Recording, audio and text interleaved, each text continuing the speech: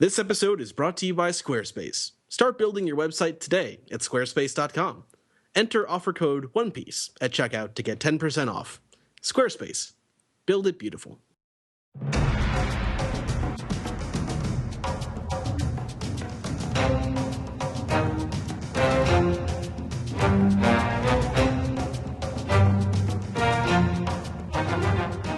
This is the One Piece Podcast, episode 382 for the week of Monday, August 24th, 2015. My name is Zach. And my name is Ed. And my name is Steve. On today's show, we have the animation director for Rick and Morty, now in its second season. We have Bryan Newton with us. Hey, Bryan. Hey, guys. What's up? Not much. How's it going with you? Yeah, it's pretty epic out there. I mean, planets are getting judged, parasites are showing up all over the place, you know, old girlfriends show up, the usual. So I'm assuming the show's a non-fiction account of your life, Bryan, is what I'm learning here. I cannot confirm or deny that. We also have the translator for One Piece and Weekly Shonen Jump with us. We have Stephen Paul. Hey, Stephen. Hey, guys. What's up? Everything's great here. How are you? I'm good. Thank you for preempting my questions. Wait, who is this? What's your podcasting number? So we have some cool stuff to go through today, including a manga recap of Chapter 797, Rebecca. And Ed, we have a really good anime episode this week as well. That's episode 706, Advanced Law, The Kindhearted Man's Final Fight. I don't often say I'm really looking forward to an anime recap, but I'm really looking forward to an anime recap this week. Whoa, you don't normally say that. Zach, are you okay? No. You're saying things you don't normally say. I want Who to. are you? What's your podcasting number? I want to go through some big news that came out over the weekend, including that a new One Piece movie was announced at the end of episode of Sabo. That's literally all we know about it. That's literally everything we know, and that as William, who posted, wanted to make sure we included, the cast will be returning in this movie, which I'm very happy to you don't say. I think one of our news members said that. I thought we were finally going to get the movie where it's like, hey, here's all the cover stories. We're just going to do in one big movie. No, they bring back the cast from the OVA. Wait, there was a different cast in that? Yeah. Yeah. I did not know Freaking that. Bellamy was Zoro. God. And so not Norio only are there... it's the only One Piece thing Norio Wakamoto's ever been in. What was he? He was Ganzak. Oh, right. In Defeat the Pirate Ganzak. Yeah.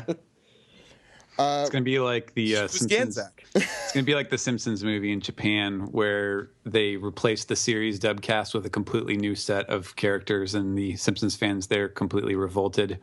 Really? Yeah. I never heard about this. Yeah, I remember that. Yeah. I think it was some licensing thing because the movie had a completely different business deal and all that, and so they ended up going with a different cast. We should be used to that with like anime and stuff here. So.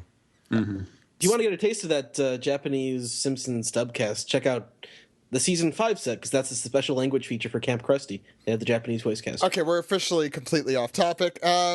So speaking of the Simpsons voice cast, episode of Sabo is also out for viewing. If you go to Crunchyroll or Funimation.com, we encourage that you check out that movie. Our review of that will probably be in the next couple weeks. Ed, I don't know, whenever you're up for it, I guess. I'm ready to talk about it now, but I don't know if my opinion of it's going to get any. It's okay. Yeah, I think it's a very long movie. I've seen a little over an hour of it at this point. I've had to watch it in chunks, and yeah, I agree with that opinion. We'll probably go through that. I don't think my opinion of it's going to change in the next few weeks. So there you go. That's the final review. No, we'll actually do a real review of it. Yeah, I was kind of bracing myself.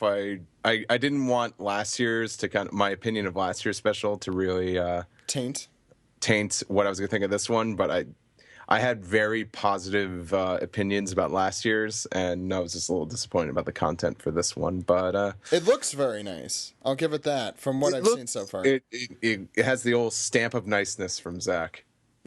That stamp is important. I don't know, especially the Luffy Chinjao fight was particularly engrossing, but yes. That was like 5 minutes in an hour and 48-minute movie. We'll talk about that more next week. Which, speaking of, I am not going to be on the show for the next 2 weeks, which is I think my first break since 2013. But don't worry, the podcast will be in good hands. Ed and Steve will be around. So looking forward to what they have to put together. And I think there's going to be 2 probably bigger chapters coming up in the next few weeks. So there's a lot to look forward to there. So just because I'm not here, don't fret. A lot of good podcasting will still happen. And for the final thing I want to talk about, OPP Dallas is still coming out at youtube.com/OnePiecePodcast. I haven't heard any word from Jose as to when episode 2 will come out. He originally said last week, but I guess that has changed. So just keep an eye on the YouTube channel, and I'm sure it'll show up at some point in the near future. The next one's going to go through DVD cover art and that kind of process over at Funimation. It's an interesting one. So give that a look again, youtube.com/OnePiecePodcast. So we got a great show, as we mentioned, a manga recap, an anime recap, and some piece together, of course. So why don't we get straight into this? Woo!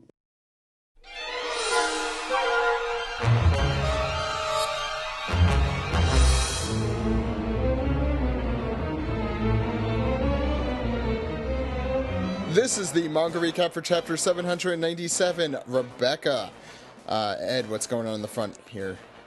Well, on the front we have members of G5 celebrating smokers' return to duty with a cotton candy party. And a random dog in the corner. And a random cotton candy dog. Yeah. Saying, It's a Mr. Puffy back in action. Presumably he would be back in action after getting fucked up by Doflamingo at the end of Punk Hazard, which I forgot about until we reread it. Yeah. And you can see the veins on his chest, he's angry. Yeah. The one thing I do like about this cover is this that guy on Smoker's Road. He's like, "Dah! Dah!" That's how happy he is with the... That sounds more like, what's his face, Buffalo. Or no, Treble. No, Treble. Buffalo also laughs like an idiot. That's That's Treble. Yeah, this guy's just gonna hoot. It's like, we made the poodle out of cotton candy. No, I like this cover spread. It juxtaposes very happy times with Smoker's general attitude about things. This is one that I want to happen. I want this to be the first thing of a new cover story involving Smoke. Are they ever going to get rid of those kids? They're dumping them at Mr. Bigger Pants Island. That's true. I forgot about that. Oh, that's right. Any final thoughts? Is this poodle? Is this a reference to the ancient kingdom? I knew you were going to say that. This poodle's never been explained. Well, we can't see. It may have As you wings. see, its head shape is that of. Let's say, well, it has like poofy fur, so that's like a circle. I believe the shape of the ancient kingdom existed on a circle. Someone please cut me off. The name is Deefer. Deefer dog. He has the will of Deefer. Anyway, that was terrible. I'm sorry. Okay, you tried. Steve, you take the first page. Yes, Steve, please take the first. I will. So I was like, "Hey, Luffy, we don't have time, man." But I was like, "But it's crucial, so get it done quick. We'll be waiting for you at the Eastern Port." And Luffy, looking back, says, "Like, got it." As they are running off, and we get the classic misdirection of Zoro with Bartolome saying, "Mr. Zolo, that way's south." But it's cool how you messed up like that, though. That's really cool. And then we go back to the naval tent near the center of Dressrosa, and we get what's his name? Bastille, Bastille, who has daintily crossed his legs. Yeah, He always sits that way. How did he fix his mask? It looks fine. He got a new one. Yeah, got a new one. He keeps extras on the ship. I was going to say, it's just like a closet full of... Is it new that the horns are different? It looks like the horns are patched together. Yeah, but the thing is, Sabo, crushed the whole thing. If you recall, it was just, he shattered that. In a very cool scene, mind you, but still. Go ahead. Maybe those are Bastille's powers. To regrow his mask. Yeah. We already think we have one guy with horn powers. No. His power is just to regrow a mask on his face. He's the same one, but the lucha fruit. That's actually awesome. Or that when you take off his mask, just another one appears, just like Major Glory in Dexter's Lab. When I mean secret identity, I mean secret identity. For anyone out there that gets that. I get it. Yeah, it's weird. I almost called Bastille Baston first. No one grows a mask like Baston. Anyway, he says, gather all the information you can. The higher-ups are headed for the scene. I'm in command here. Where did those pirates on the hill get to? As we see Bartolomeo pretty much lead like a tourist group leader with a big banner that says, this way, come here. He's like, this way, everyone. I'm sure you've seen these guys in New York. They run around and yell, this way, come here. I used to see these at like the mall I used to work at with some, tourist traveling groups. Wait, there were tourists that went to the outlet mall? That's like part of the whole thing. Yeah, let's talk more about my the highlight of your life. Yes. Those were the best days of my life. Okay, so they're running, except Usopp, he trips. And as we get more talk on transponders there, most likely the pirates are on the run for the eastern port. We should have lookout troops at each port, though. So get in contact with that eastern port. So we go to the eastern port, and we see Jeets. He's taking the transponder snail, and we also see Abdullah. And we see Ideo in the back. I think there's the only 3 characters we could recognize. All the Navy soldiers are taken out, and Jeets like, this is the naval lookout team in the eastern port. Over. Everything's under control, sir. Over. Whew, glad that's over. Bastille's like, under control? That can't be right. The pirates are on their way. It's like, no need for backup. Everything's fine here. Everything's great. Thank you. How are you? Over. And then Bastille's like, wait a second. Who is this? State your name in naval code. And Jeet just is like, oh, this boring conversation anyway. Abdul, we're going to have company! Jeet is like, pardon? And just blows his cover. And Bastille's like, it's too late. They've already taken over the eastern port. Send a team over there at once. One of the things I like about this, that it's a little subtle, but is the fact that so you never hear in any of these scenes, you never see the Navy guys saying over on their correspondence, but it's like Abdullah and they've like seen too many movies. They're like, oh, you just say over, right? Like over now, 10-4. And then he's like, wait a second, who says that? I forgot to mention though that I liked Bartolomeo's little. He put up a barrier wall blocking the naval soldiers when they were running away from Kuros's house. Yeah, we saw that a little in the last chapter as well. Yeah. Ed, go ahead. Yes, with Bartolomeo's group on the next page, we start. Cavendish is pointing Zoro and Usopp in the direction to the port. Usopp has gotten up from falling down on the previous page, I guess.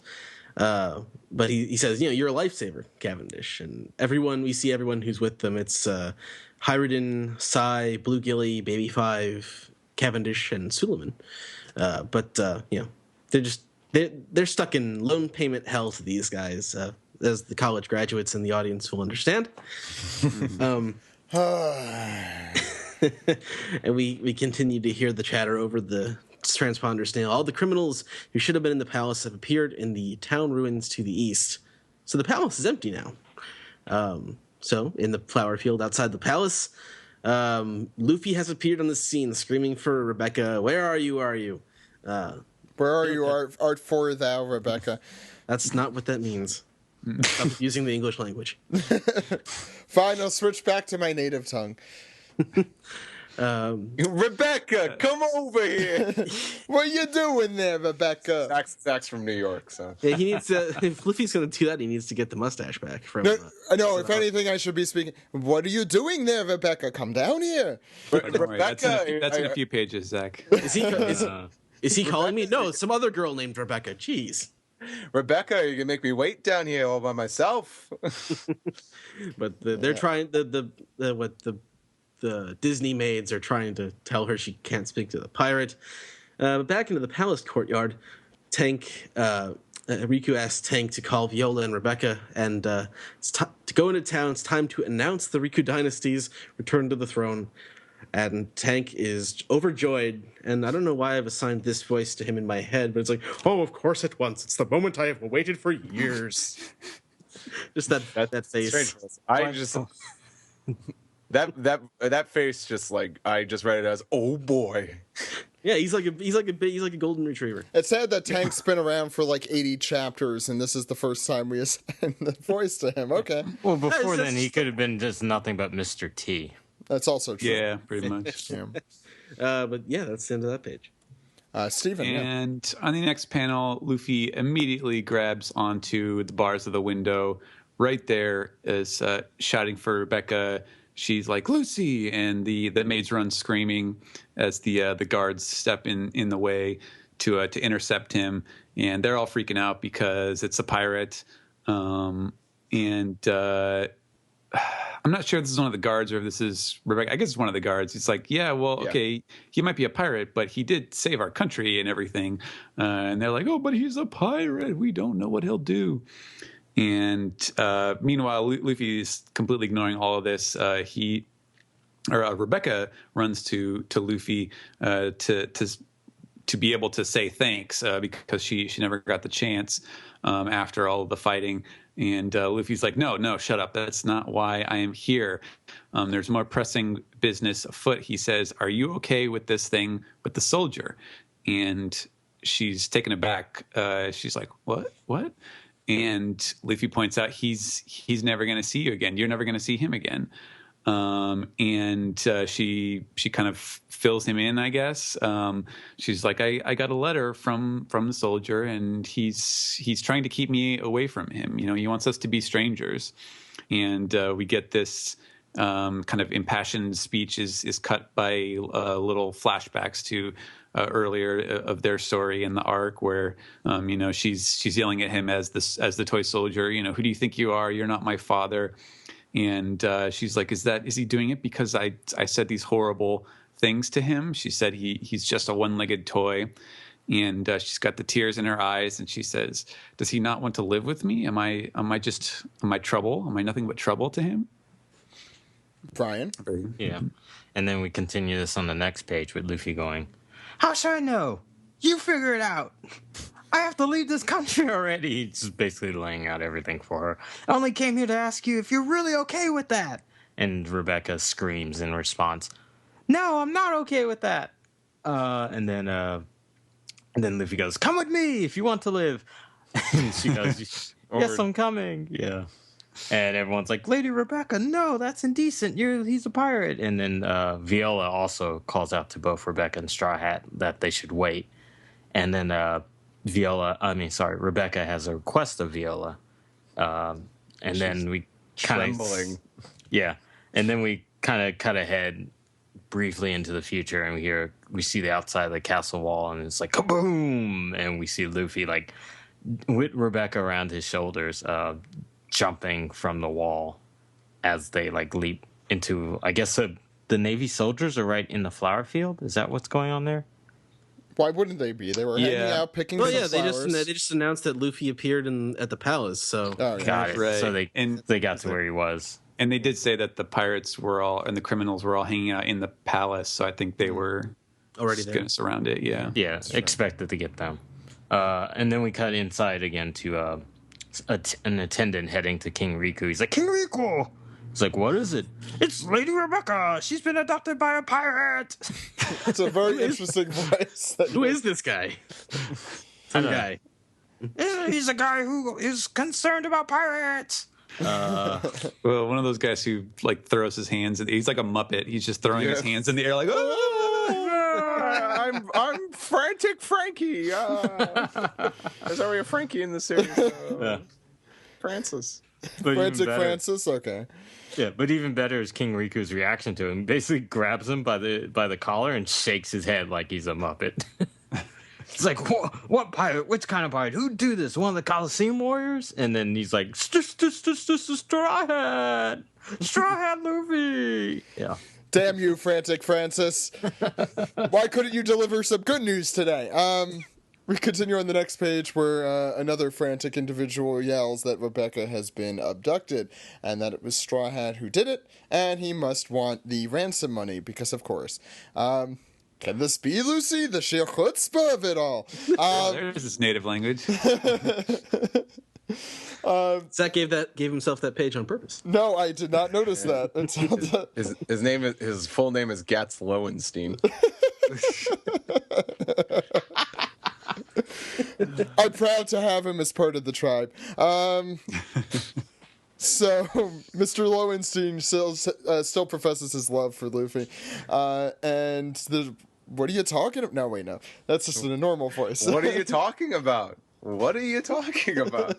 No, it's Gatz continuing his whole spiel. Like, but the thing is, it's 3 days later. Trying not to be biased as a announcer. Yeah. Mm-hmm. He's never done a very good job at that. Let's be honest here. So does Gats just hang around in the square waiting for events to happen so he can Yes. So then everyone's favorite Vice Admiral Maynard says, look, this is what happens when you just let pirates hang around and do whatever the hell you want in your borders. And announces... Vice Admiral Trump here. God. Oh, God. So then they declare to go after Rebecca. To go after Straw Hat to get Rebecca back. And so then the special sniper squad comes into action and snipes Luffy, not to much avail. And all the soldiers get taken out by something that we only know is not Conqueror's Haki. I saw a pretty good theory going around. I don't know if anyone else saw this. I'll just throw it out there as to it maybe being Fujitora, but there's no real explanation as to why they fall together. My money is on the theory that Alex and I had. Oh, go for it. What is it? About what's her face, Manshelley, using the donors as kind of like using all the Marines as donors to sap them of strength. Oh. This is very convenient timing, is all I have to say to that.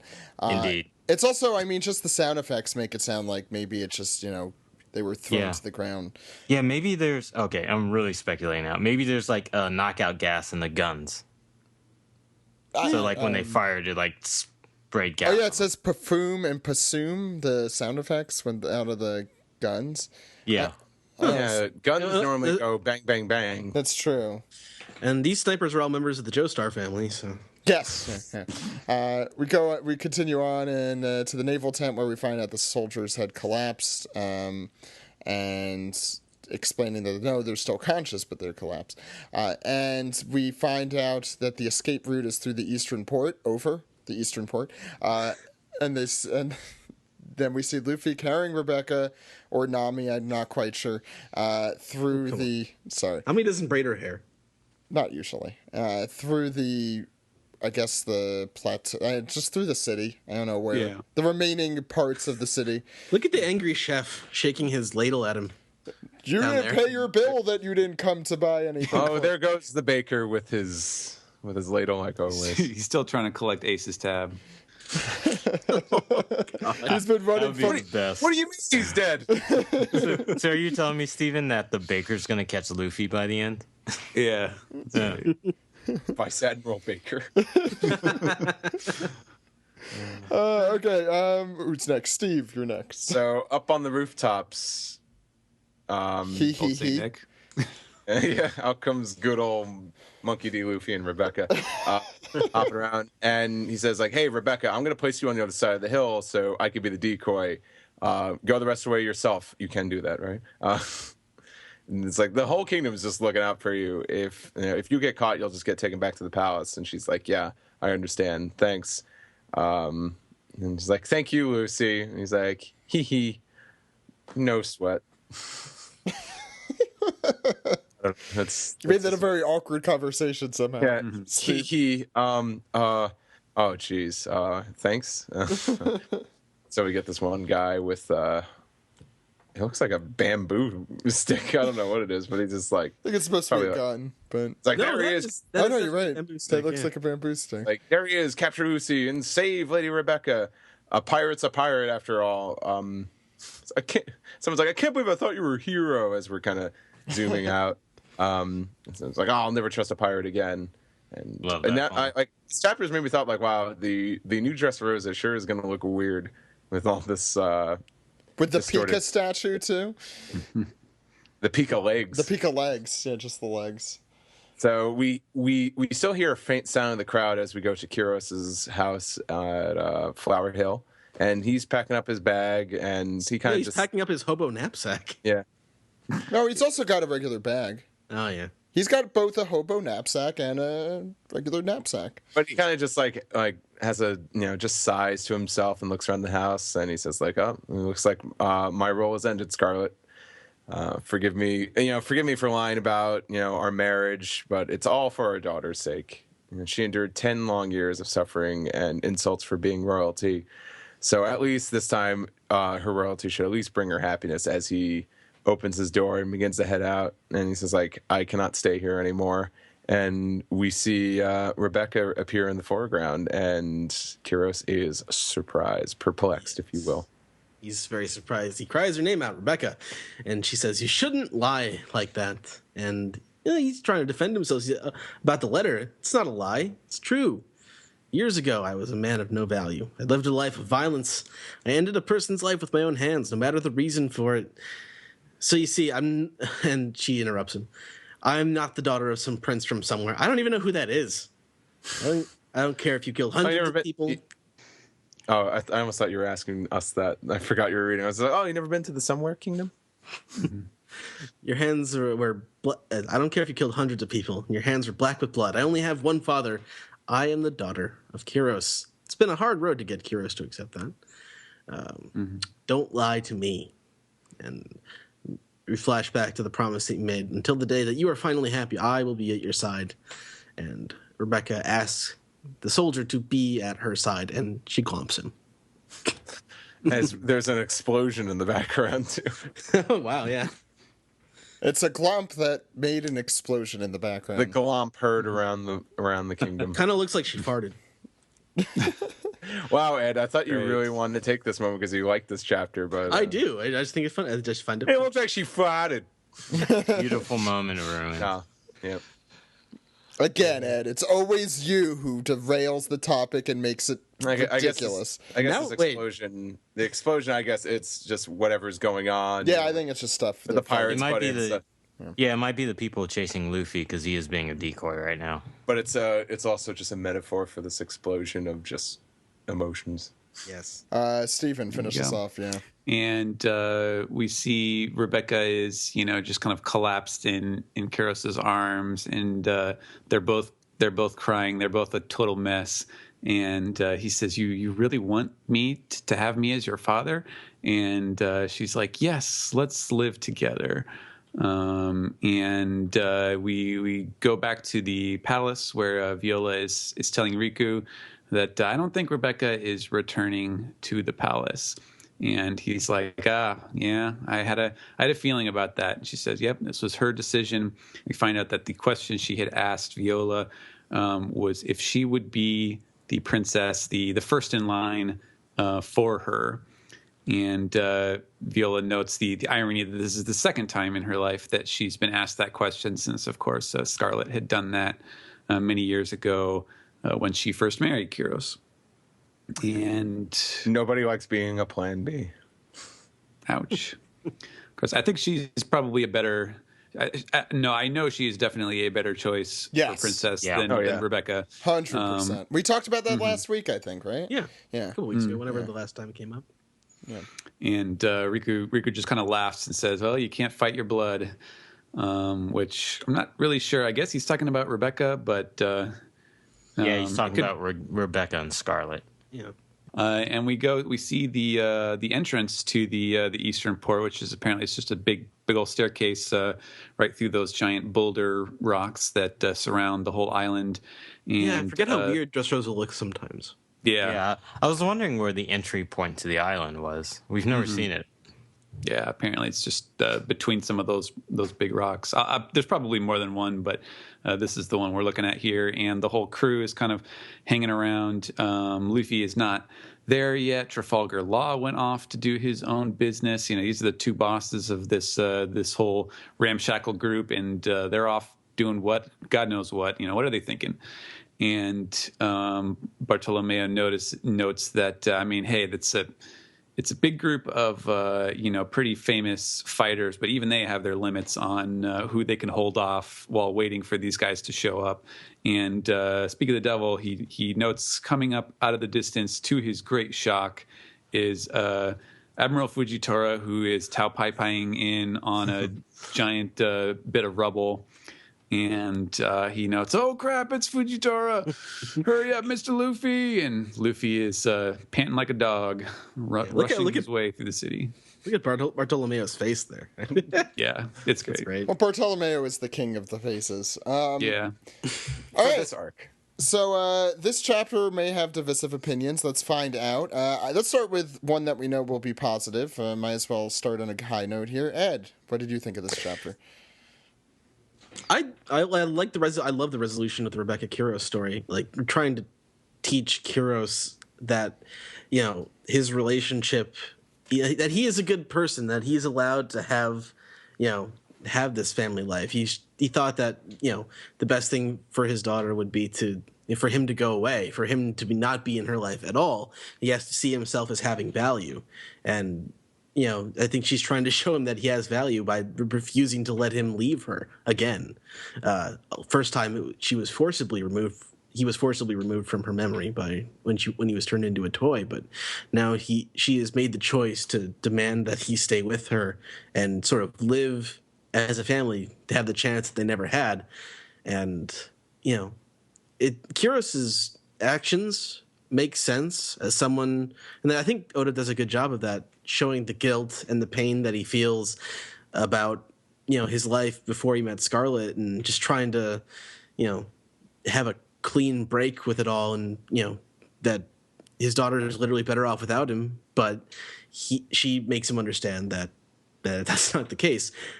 I have some issue with like the plotting of the episode, like the mechanics of the plot, where Luffy's just sort of running around all over the place, like all over the country. How big is this country? That big. Well, it was very big, and now it's not.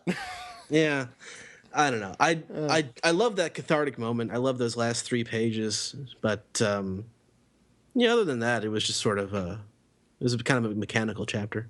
I love that resolution at the end, though. Bryan. Yeah, my opinion of this chapter is positive as well. Mainly for the resolution with Kuros and Rebecca.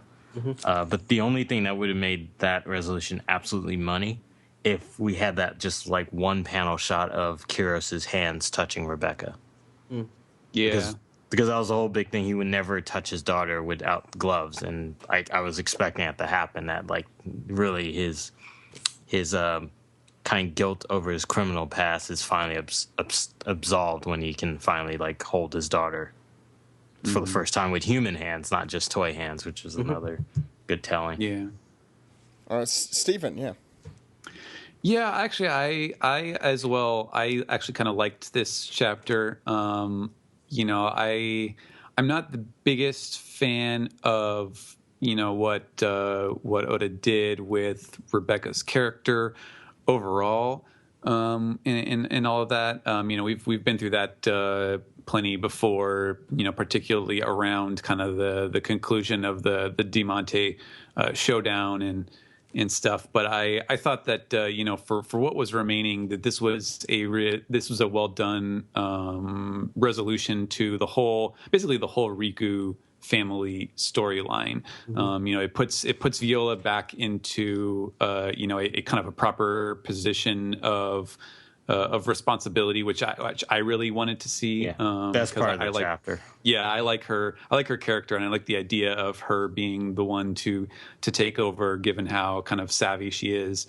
And I did, it's kind of like the first thing that we knew about Rebecca and Kuros as the tin soldier was, the kind of the father-daughter relationship, and the way that they were torn apart. And I thought that this was a nice way to conclude that, and to finally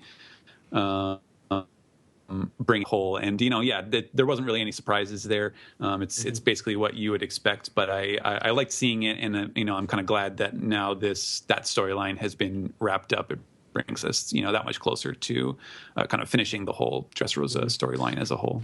Another thing I wanted to mention is that Kyros has sort of been a very selfish character, and that he doesn't necessarily, as regards his family in this way, he's sort of been selfish. He's acting only in what he doesn't act with input from other people, and he never really asked Rebecca what she wanted. And I think this is sort of a great example of, getting, changing your opinion or changing how you feel based on, talking to the people that you love and understanding what they want, as opposed to just making, choices for them. Mm-hmm. It's the difference between a child and someone like an adult. Steve? I guess I've been pretty vocal about how I was really I was done with the whole Rebecca and Kyros thing. I was like, all right, I know where this is going. I think I enjoyed this chapter a lot more doing the manga recap. I didn't necessarily hate it, but I was like, okay, it's the conclusion of the Rebecca and Kyros story. I think I kind of I honestly thought it would be Kyros that like, all right, come on, Kyros, come to the palace, have a good time. But they're much happier just being, just a father and daughter family just out in a little cottage in Flowerfield, which I kind of find, that's endearing. Which is what they would have been if Scarlet had lived, because she had to renounce her royalty, and basically Rebecca just did the same thing. All that, I feel like this was such the focal point of it. I really don't have too much else to say. I just thought, it's a satisfying ending. The only other thing I was gonna say, happy with Viola as princess. That's how I would have had it. So the one thing I want to point out, and I noticed last week, is that when Rebecca's preparing to be the new princess, they actually parted her hair just like her mother's, where it's like she doesn't have the little cowlick in the middle that resembles Kyros's hairline. But when she goes to meet Kyros after Luffy drops her off, she has the part back, the way her father's is. Wow, that's interesting. I didn't notice that. That's cool. Yeah.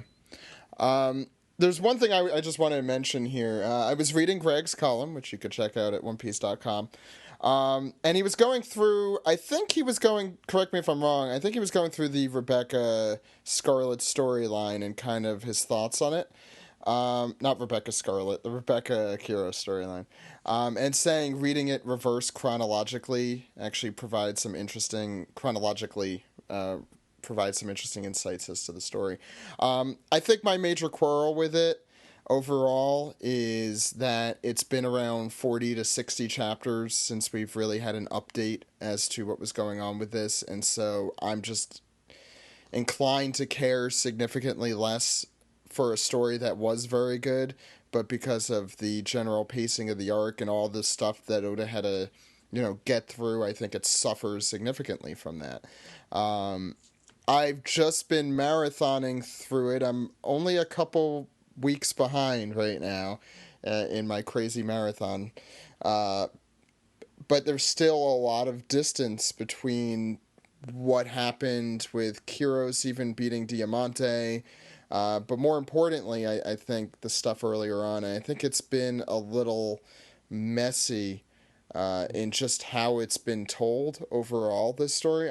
Because there's little pieces, so you got the parts before the hobby fruit curse is lifted with Rebecca, then you get the parts after with Kyros, then you get some other little pieces in the middle, and it kind of, I think, dilutes what would be a very good story and a very, Well, the fact of the matter is we had to have Law's flashback, and they're not going to put two gigantic flashbacks all together, I don't think, in one arc. Yeah, but I think the one that I think Law's flashback is super well done, which we'll talk about in the anime recap, I'm sure. Mm-hmm.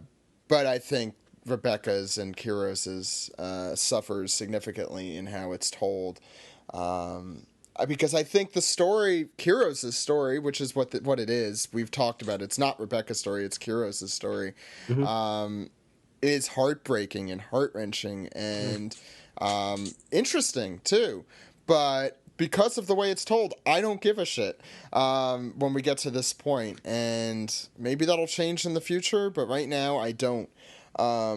I think this chapter's it handles the material as well as it can. I think my biggest qualm with it is I don't really get why Luffy gives a crap at all. I mean, you could tell me an explanation, but it doesn't really seem to... I don't get the real motivation behind it. I get why he's doing it. I don't get why he cares. Actually, I have a theory on that. Luffy always seems interested in characters who are kind of like mythologized or heroized, like kind of like the Pirate King Roger, and people respecting who that person is, or even when they have a lineage. So, example, Roger and Ace. Right. And Luffy's like, oh, this is where the Pirate King died. He cared a lot about like these epic heroes, and then Kyros is an epic hero. And the fact that Rebecca seemed to have the same kind of like praise or reservations for the Kyros statue even before she realized that was her father was something that Luffy can connect to. It's probably the only reason why he likes her, and the fact that he gave her a free lunch. I was gonna say the Penta. Yeah. That's probably the main reason. Yeah, I think that's probably, for me, that's the thing that I see is that, you know, Luffy, he's a very simple-minded person, but he latches on to, you know, people that he sees as being, you know, kind of good-hearted. Like he likes people who treat him well, that he identifies as good people, and you know, because of, you know, how he ran into Rebecca right away in the Coliseum. And they formed that bond, you know, that kind of puts him on her side no matter what, through the arc. And, you know, he does similar things in other arcs. I mean, I think it's probably just as simple as that. But yeah, I don't know. I guess it's just because of the arc is so huge that it almost does seem a little arbitrary that it's like, oh, Luffy just happened to befriend this like one person out of the entire country, and it ended up being a big part. I don't know. Yeah, and so I did get that, the reverse chronological, that, like, try reading it like that. That was from Greg's column, the second to last column that he wrote. I just wanted to give proper credit to that. Now, Stephen, you were alluding to a big Easter egg in this week's chapter. Do you want to let the audience know what it was? Not particularly. Okay. Did you figure it out, Ed? Nope. Okay. So why don't we get into the next segment? Are you ready? All right.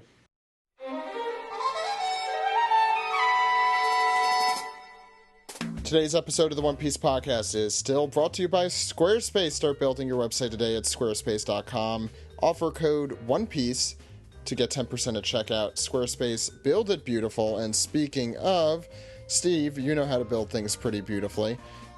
On my own, I didn't. That wasn't until I was introduced to Squarespace. How convenient.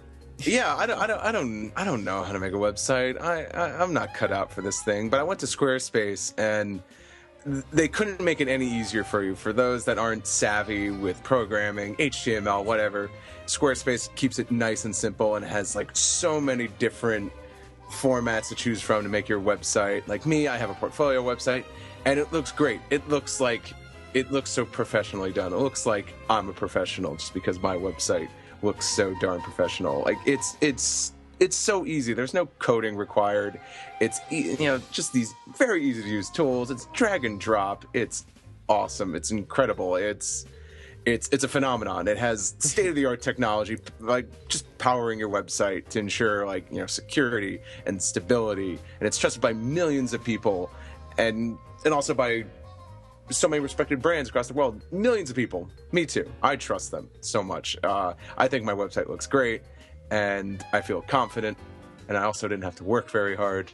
So if you don't like working very hard, no, I'm saying, but if you want something looking right and you don't necessarily know how to do it on your own, I think Squarespace is a fabulous site to go through. And it's only like starting at $8 a month, and you could get a free domain if you sign up for a year.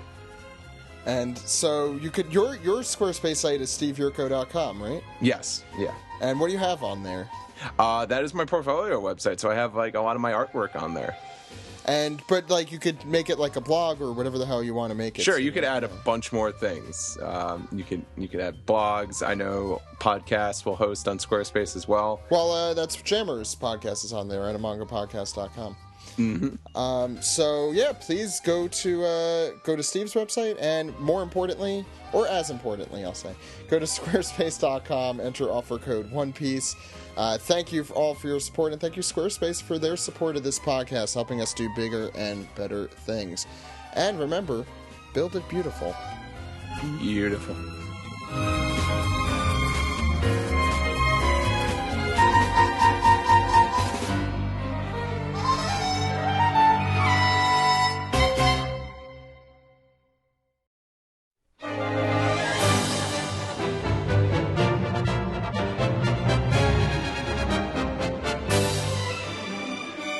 This is the anime recap for episode 706, Advanced Law, the Kindhearted Man's Final Fight. And we get actually quite a bit of recap this week, 5 minutes, 17 seconds worth, but it's I think it's worth it to have it in there. Yeah, it did not hurt my feelings of this episode. With us for the anime recap, by the way, everyone except for Steven still here. Hey, everyone. I guess. Hello. Hey. Yeah, go ahead, Ed. But as the episode begins, chaos reigns. The birdcage falls down on Minion Island. Barrel's pirates confront Dory at the birdcage, and he's basically like, "Screw you, Dad! I'm joining the Navy." As he runs off. Yeah, he doesn't say and it's it, like, but, yeah. And we go back to where Barrels is inside the whatever big mansion up at the top of the hill there, and your son is so unreliable. Your son's unreliable because he hates you. He says like he's the strongest of us all, but he's just like he's a coward. And I thought, like, does he have his devil fruit ability already? He might. I think he does. He does. Yeah. Oh. Yeah, but I think he also I wonder if that's why his father left the Marines. The Navy, Marines. He has the son with this incredible power, and I think his son resents him for being basically a doofus bad guy. I just like the idea of Diaz Drake, the friendly dinosaur. They show a lot more Drake here than what's in the manga, and I think it's mostly to clear up that this is Drake. They make it much clearer. In the manga, you see a couple shots of him, and we were all like, "Oh my god, that's fucking Drake!" Yeah. It's like kind of a more intuitive thing that you have to look at, but here it's up front. It's fine. It's cool to see younger Drake, but. I like to imagine an alternate world where there's a Greek cartoon and Drake is the main character. They already sang the song about him. Exactly. I knew that's where you were going with that. So Barrels has underestimated Doflamingo after Doflamingo busts in and confronts him. It's like, are you serious? Doflamingo says, if I had stolen the fruit, we wouldn't have to have all this mess. We would have done it right. But Baby Five and Buffalo are surveying things from the sky, and there are no visible survivors there. So Doflamingo draws out his special family member gun. Which is super tiny. It's so small. He's large, I think, is part of it. Is this prior to everyone kicking Corazon in the ass? Yes, this is prior. Okay. Yeah, before that. Mm-hmm. And we get the little flashback to see young Virgo. He's younger than Doflamingo a little bit, I think. And we see Treble giving Doflamingo the gun to kill his own father. So, and just the way Doflamingo sort of reflects on that moment is they hold on it, and I think it really increases the power of it. I was trying to think of why this scene happened here, and with what follows, it makes a lot more sense as to why it's here. It shows that he's capable of what he's about to do. I think it shows just the champion of evil nature that we will later see, and in this episode. I thought it was actually well placed, even though it kind of brings us out of the action here. Well, and it goes back to, in the future we talk about Korra's promise to Law at the end of this episode. Right. We'll talk about it then. Yeah. Doflamingo, and after he reflects on that moment, Pika runs in with to warn Doflamingo. And I forgot about that voice. That's the great thing about Pika is you always forget that's his voice until you hear it. So they found Corazon, and he's cornered by the executives, and Law can hear pretty much everything that's happening, but he can't do anything about it, really. The executives, they corner him, and Pika comes out of the wall and squeezes him like one of those, those dolls with the eyes that bulge out. Yeah, yeah, kind of like that. And Diamante makes a bat with his powers and smacks him with it really hard. And none of this happened in the manga. This is all implied. I really like this. Yeah, this sequence. Yeah. And Korra laughs in their faces, so Gladius puts the boots to him, and I forget who holds him back, but he's like, we can't let him die before Doflamingo gets there. Lao Ji or maybe Trebo? I think so. But then we reunite the brothers, and look at this scene here. They focus on the eyes of both Law and Korra. Then we get the smile, and that's where we go to the ad break. And I really like that scene with the Korra's smile. Touching, yeah. Yeah. And back after the ad break, we sort of had this focus on the faces of the brothers, and we get some of Korra's history where Sengoku rescued him, like really young Sengoku. Mm-hmm. Beardless Sengoku, actually, before he even starts the braid. And, Corazon is having a double conversation at this point. I think this is the earliest we see Sengoku, now that I think about it. Because this is from, 20 years, 30 years before? It's way back. Well, at this point, it's 35 years ago. Yeah, this is prior to Robin, which is the earliest I think we had seen him up until this point. Yeah, because Doflamingo's 41? And his younger brother would have been, probably 33, 34 years ago. Yeah, the only other time we've seen it earlier is when we saw all the Marines when they were starting up, and Sengoku just had the afro and he wasn't even an officer yet. I should say the only time we've seen him younger was in that SBS thing where you see all of them as kids. That's right. Also in I think the film Zed cover spread. Oh, was he in that? He was. That's what I was talking about. Oh. Well, we've seen Sengoku drawn as a child in an SBS, and we've seen him as a teenager with Garp. Yeah, mm-hmm. Right. And it's he lays out the truth. He is Commander Don Quixote Rocinante. He gives him his number, his Marine number. And did you not write that down, Ed? What are you doing? Come on. But it's a double conversation. He's talking to Doflamingo and Law, and it's why are you begging for forgiveness from us? That's what the executives say, or what Doflamingo says. And but that apology is not meant for you. It's meant for the other guy in this conversation. In the box. Yeah, this is such a strange coincidence. Someone who's been so unlucky in the rest of his life gets to be saved by this weird happenstance of coincidences. Drake's defection ultimately saves Law's life, and I wonder if either of them really know what happened that day. I doubt Drake knew the full extent. And no, I doubt Law. How the hell would Law have known who it was? Yeah. Oh, you were there too? Wasn't that crazy? That was a fun day, right? That was great. I hope they passing in the night. Yeah. I hope they put that together. I could see it happening in the future. Yeah. Mm-hmm. I mean, you don't put that there unless you're going to do something with it. Yeah.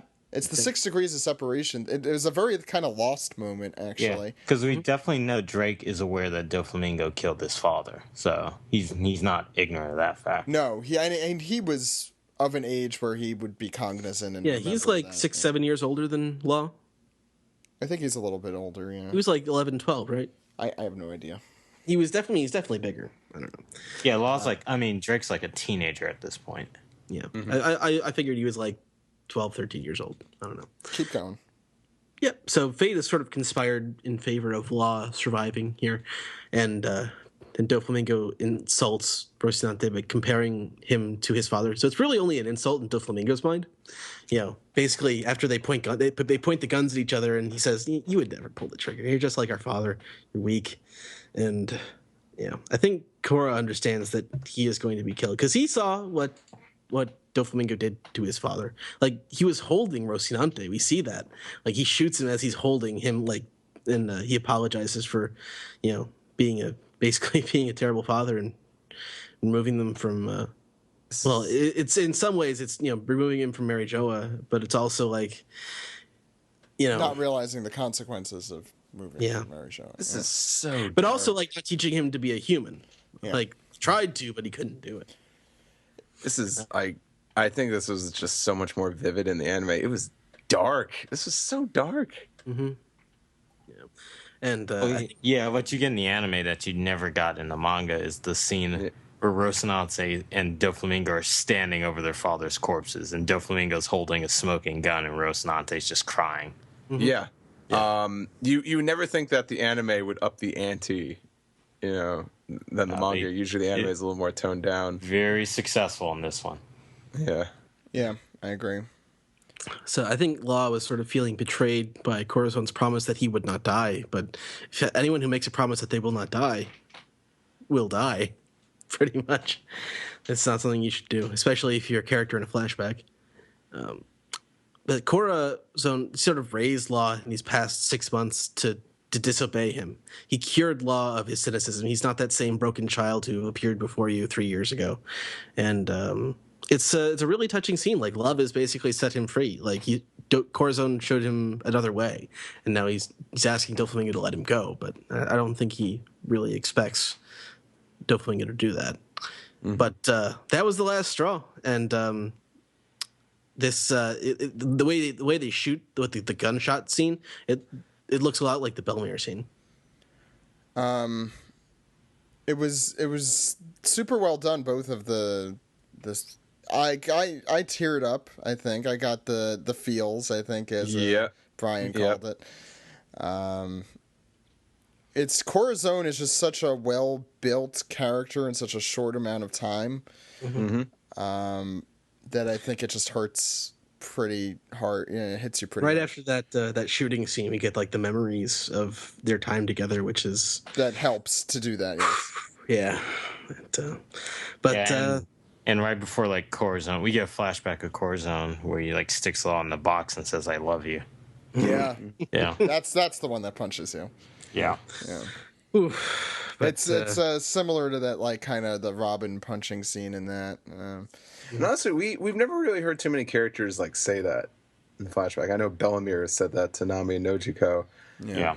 I don't think any like the other like kind of like the parent figures have ever said that in the flashback. So that one kind of struck a chord. Yeah, they all express in different ways, and you always feel those ways. Yeah. Like Hiruluk never said "I love you, Chopper," but like that last like him accepting that poison and eating it, and then Chopper realizing that's what he did for him, just completely blows away in emotions.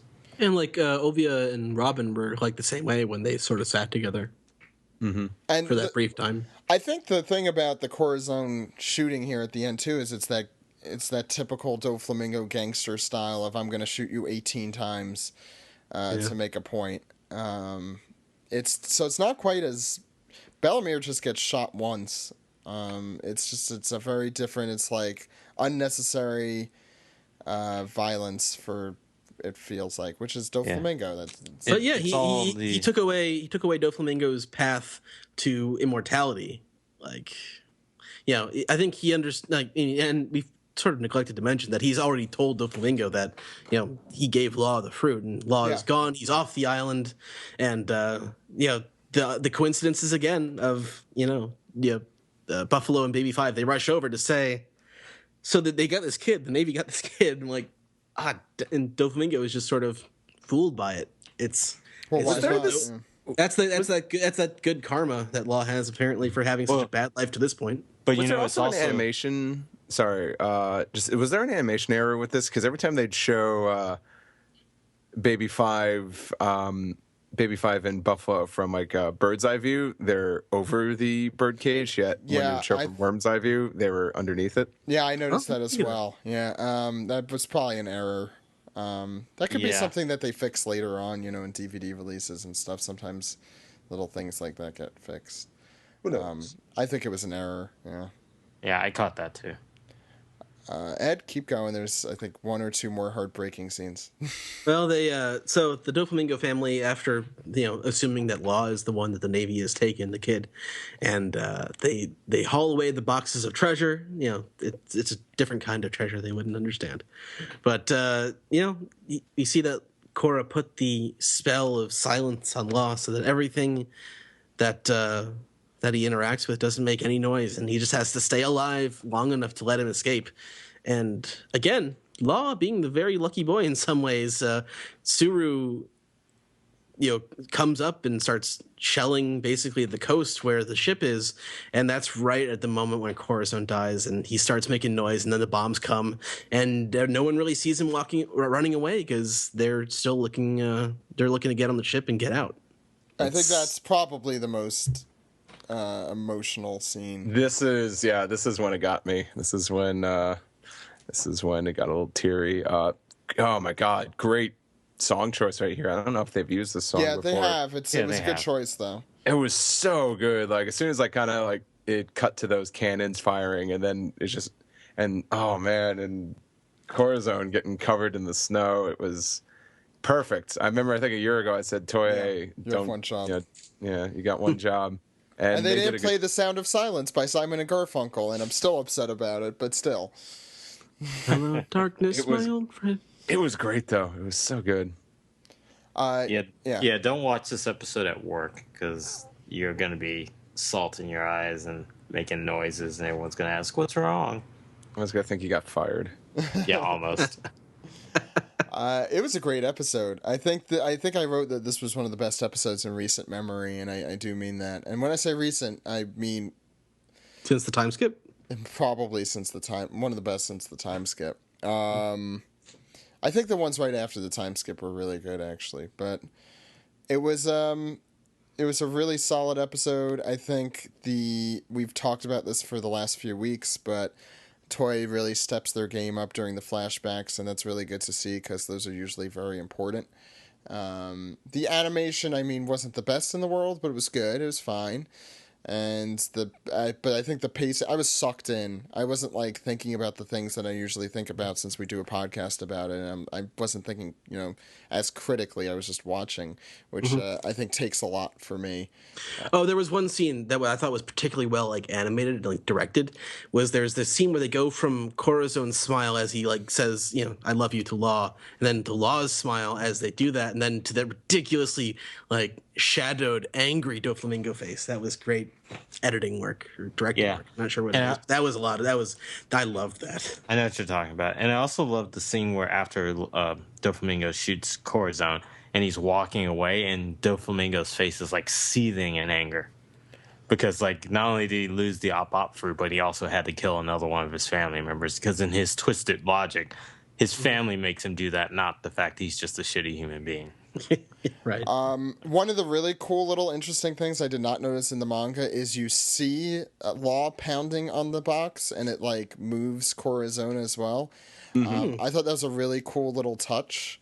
The way he hits the box with his head right when he starts talking, to have this double conversation. Well, there's that, but Law also inside moving as Corazon's talking to Doflamingo. His feathers move. That Corazon is, since he's leaning on the box. Right. I thought that was a good touch. I would recommend, if you want a good example of teary-eyed One Piece here, this flashback I think was very well done. I'm happy with it. The overall. Unless anyone have any opinions on the overall flashback, since I think this is the end of it. Overall, man, it was handled so well. It was great. Yeah. These were awesome episodes. Yeah, it was pretty good. All in all, I love Corazon's voice, which was nice. I think that was great. That they got a good quality actor. It's Amuro. I should really know. No, it's is his name Amuro? No, that's who he played in Gundam. No, that's Sabo. That's Sabo. Oh, I'm sorry. He's Spike from Bebop. Spike from Bebop, right? Koichi Yamadera, right? And he was the one who was talking about Mr. Children. Oh, okay, then there you go. That's why he got hired. I'm sure. You like Mr. Children too? You'll get that reference in the next segment. Why don't we talk about some Piece Together? Oh, yeah.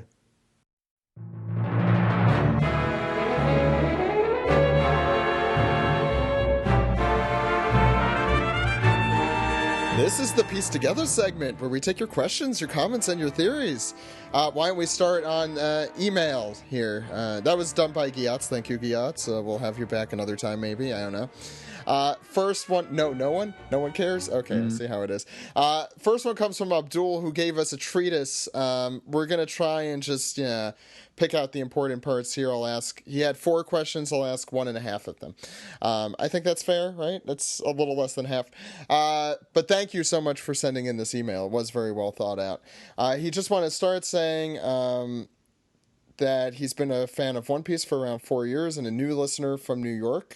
Go New York. Saying that since he's listened to the podcast, he's discovered a gold mine accidentally for stuff like the One Piece Connection and OPP Japan. So thank you for listening.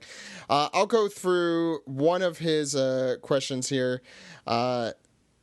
For the easiest one to answer is Oda's SBSs always seem awesome, interesting background questions about One Piece, so that he feels like an obsessed fan like himself should know. So since he's been reading One Piece online forever, is there any place he could read all of the SBSs? Ed, you know the answers to this, right? Well, the SBSs are on Greg's website at thegrandline.com, and also they're in all the translated Viz volumes.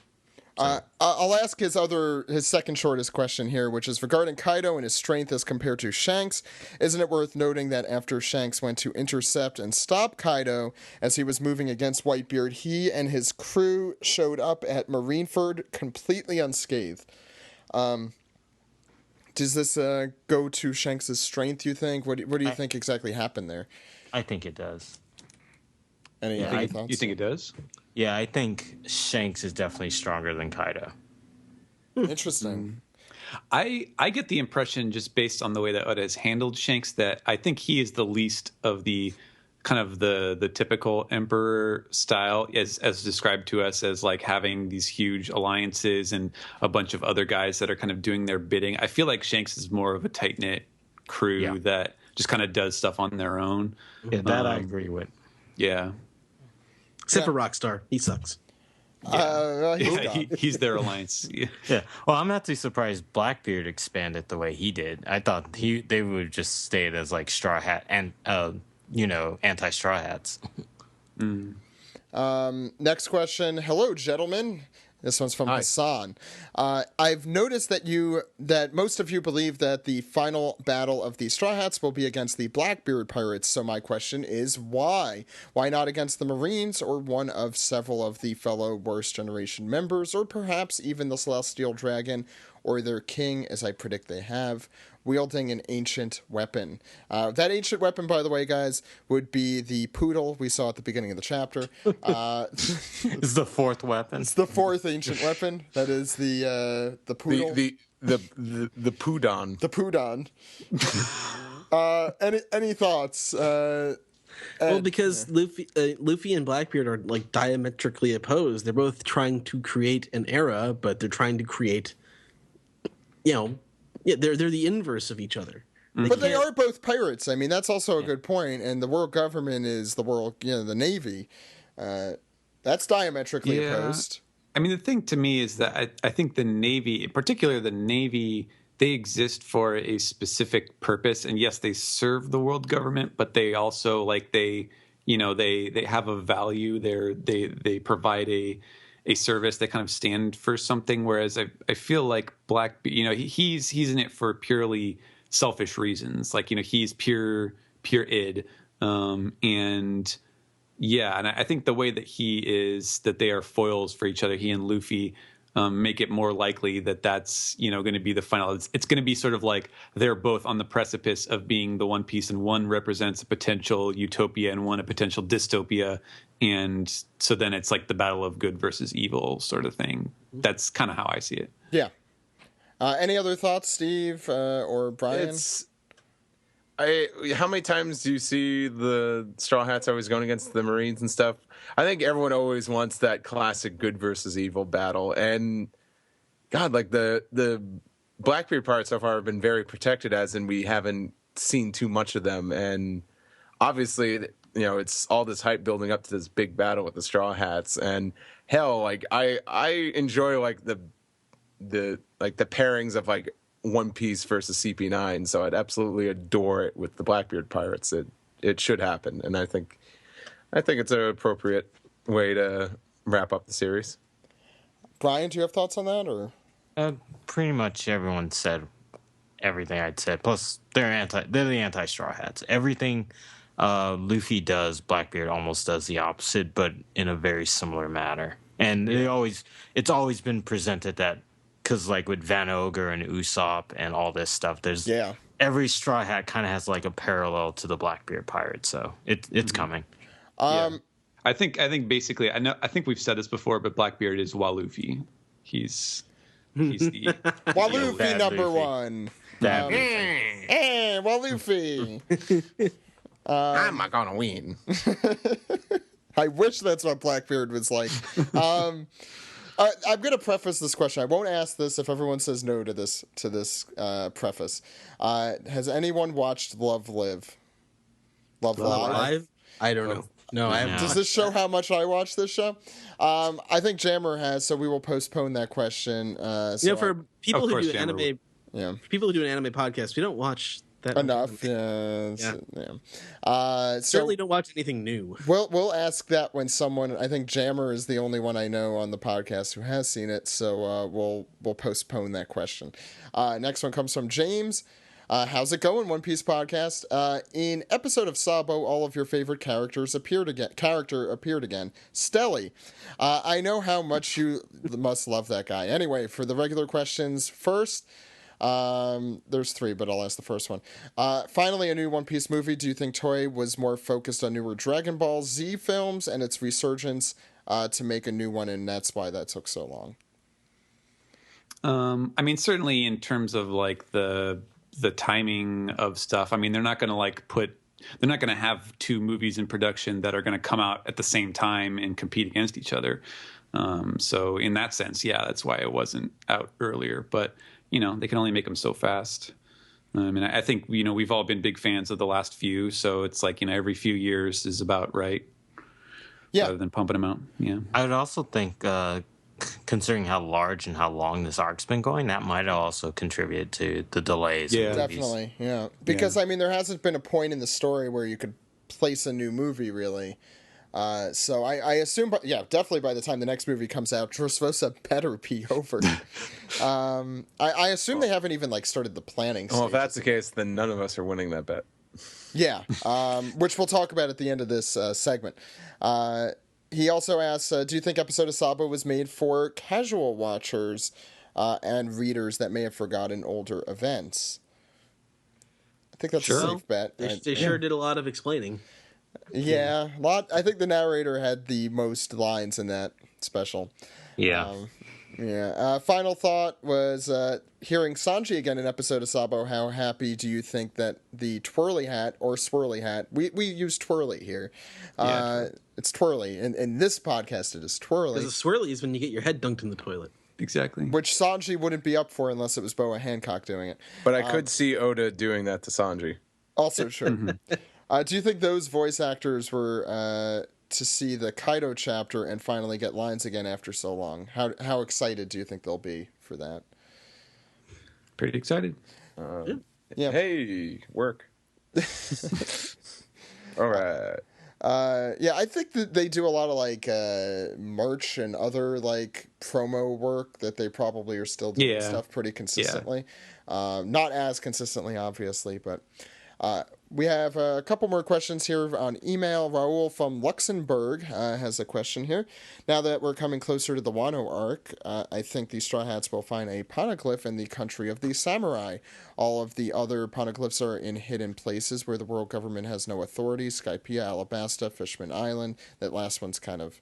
Those last 2 are kind of iffy, but...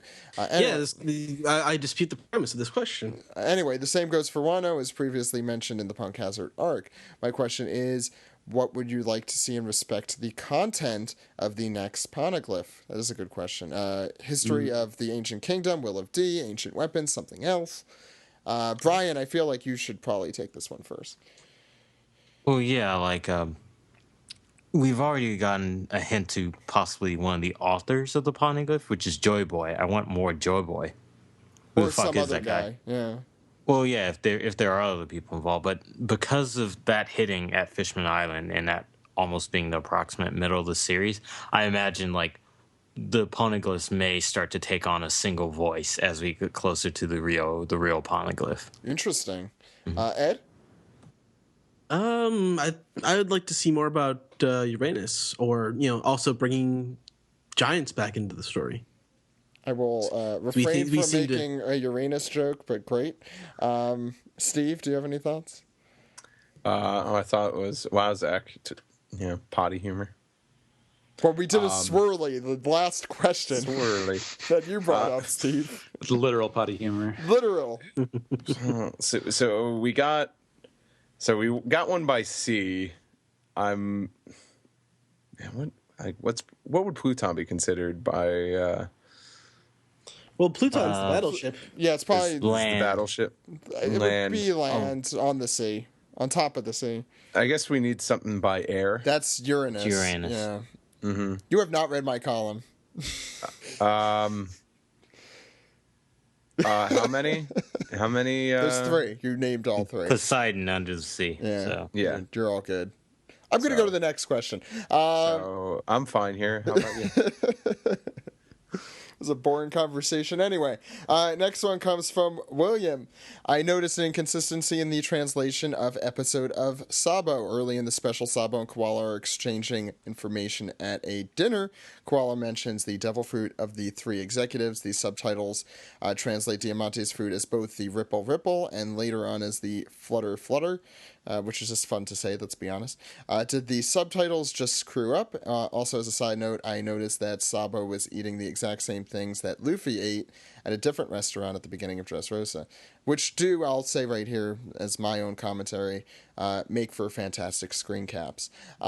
Any thoughts on that? Yeah, it just sounds like fact checking. They didn't quite. No one caught that. And probably whoever was doing it, obviously if they're at different points in the episode, they were probably not thinking about the previous case just kind of went off instinct, and then it ended up being different. I mean, that kind of stuff does happen. It's happened to me in terms of like bringing back. I think when Bellamy came back in Dressrosa, I used the spring fruit because that's what it had been, and apparently, like I hadn't even bothered to check because it hadn't occurred to me. I was just completely on autopilot that the old translator in Jaya had called it like the boing boing fruit or something like that. And I think you made the right choice. Yeah, and Alexi was just sort of like, "You want to just switch it to that?" And I was like, okay, whatever." I didn't even realize it was different. So things like that can slip through the cracks. Next one comes from Connor. First Connor here, love the show and the people on it. First off, the episode Jagtar. I don't know if there are some issues that I will try and fix apparently. That's from a while ago, and if there are audio issues, it might just be 3 years ago. Yeah, if there are audio issues in a podcast, I'll say right now, you probably want to get back to me sooner. I realize you might be marathoning, and that might be why, but the older the episode, the more likely there is an audio issue with it. Real question, do you think that Doflamingo will come back in the story later in the way that Crocodile did in Impel Down in the Paramount War, either as an enemy or an ally? Remember that we all hated Crocodile at the end of Alabasta, and I personally never thought he'd help Luffy. And he's interesting because Monet said Doflamingo was going to be the Pirate King, which actually was the same dream as Crocodile. Any thoughts on that? I mean, with all the trouble that the Celestial Dragons are capable of causing, I think that it would make sense to see Doflamingo at some point again. I think he has friends higher up in the government that'll keep him from, going to actual jail, Right. Yeah, plus, we need to see his face without his glasses. So when he returns, that's like him being a new man. I like that idea. Let's go to the One Piece Podcast Reddit. You can check it out at reddit.com/r/One Piece Podcast. The whole staff there has been doing a great job. Joe Man and Melanie Guru, which I might be mispronouncing both or either of those. I apologize, but thank you for all the hard work you've been doing there. Please check out that subreddit. First one comes from It's Kaido. There he is the entire time. If Doflamingo was It's gotta be Kaido. If Doflamingo was captured in Impel Down, he will tell about the national treasure and the world government will have to kill him. If he in some way does manage to escape the Marines, Kaido will hunt him down. He has no crew, no family, so don't you think he should just die? He has friends higher up in the government. It sort of dovetails with the last thing we were talking about. Yeah. I think he has friends, or at least some kind of connection up there, even if he is still not accepted as, one of them again, since that was obviously, part of the big, rationale for him being who he is that he wasn't allowed to go back. Well, he has to be losing his title and position after this, obviously. I think it's made pretty clear. Right.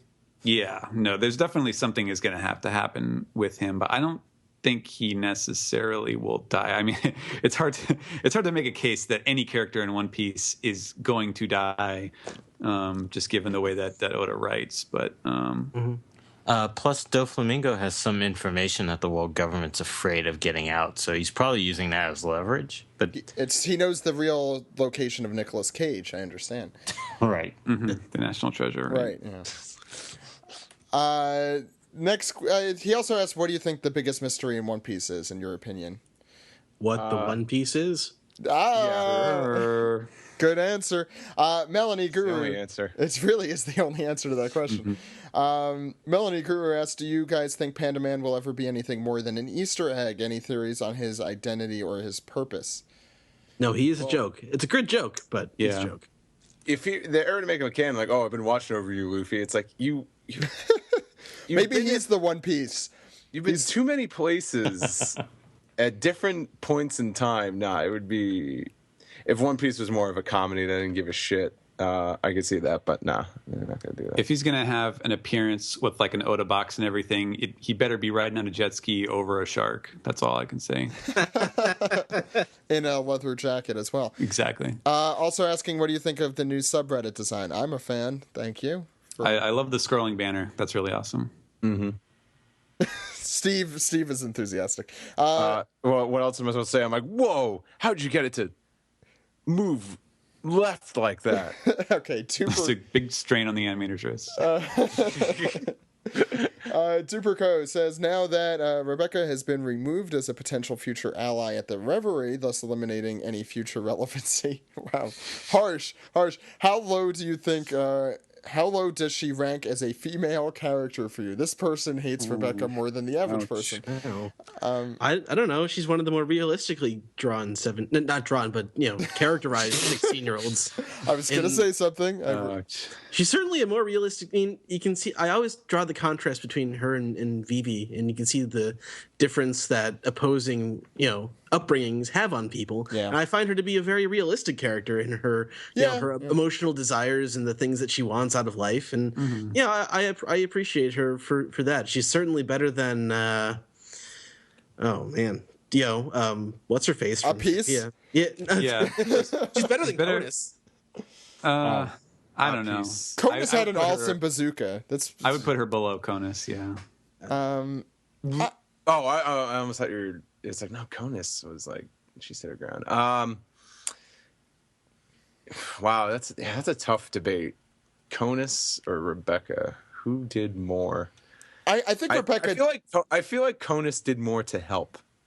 So I think I would have to rank Rebecca lower than Conus. Actually, I think most of it is the promise of Rebecca versus what we actually got out of Rebecca. Mm-hmm. Because a lot of us grew up like, even Rebecca, her dress itself is like Red Sonja. She's like barbarian chick handling her own business, but that is not what Rebecca ended up as being. Mm-hmm. Yeah. I think Rebecca is perfectly okay as a character. I think Conus, though, had some they both had somewhat badass moments. I think what's weird is that Luffy implies when we first see Rebecca that she has observation hockey. What the hell happened to that? Yeah, I think that's how she was able to dodge all the blows during the Coliseum. So, that's what Soldier taught her. And it's what you were saying. She's endowed with potential, and we never really get to see it. What may be interesting is this person kind of says, now that she's not going to be a princess, she's not going to matter. I think it's quite the opposite. She is with Kyros. Maybe she will actually develop in some more interesting way. Maybe not necessarily fighting, but in some cool way. Because she is going to be with a person she loves and who is I don't know, something.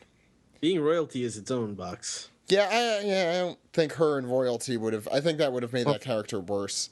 We have Viola. She can represent for the Straw Hats. Yeah, and Viola will. Yeah, she'll be great. Yeah, definitely. I am a big fan of her character too. I think she's a cool character, in the way that Conus was, where she's not, at the forefront the whole time, but she has her own important role, and she's pretty badass at times as well.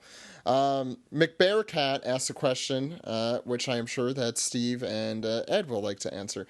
SummerSlam was last night, so if you were a WWE manager, which One Piece character do you get as your wrestler? Burgess does not count here. Oh, come on. Keep being awesome. Please don't enable them.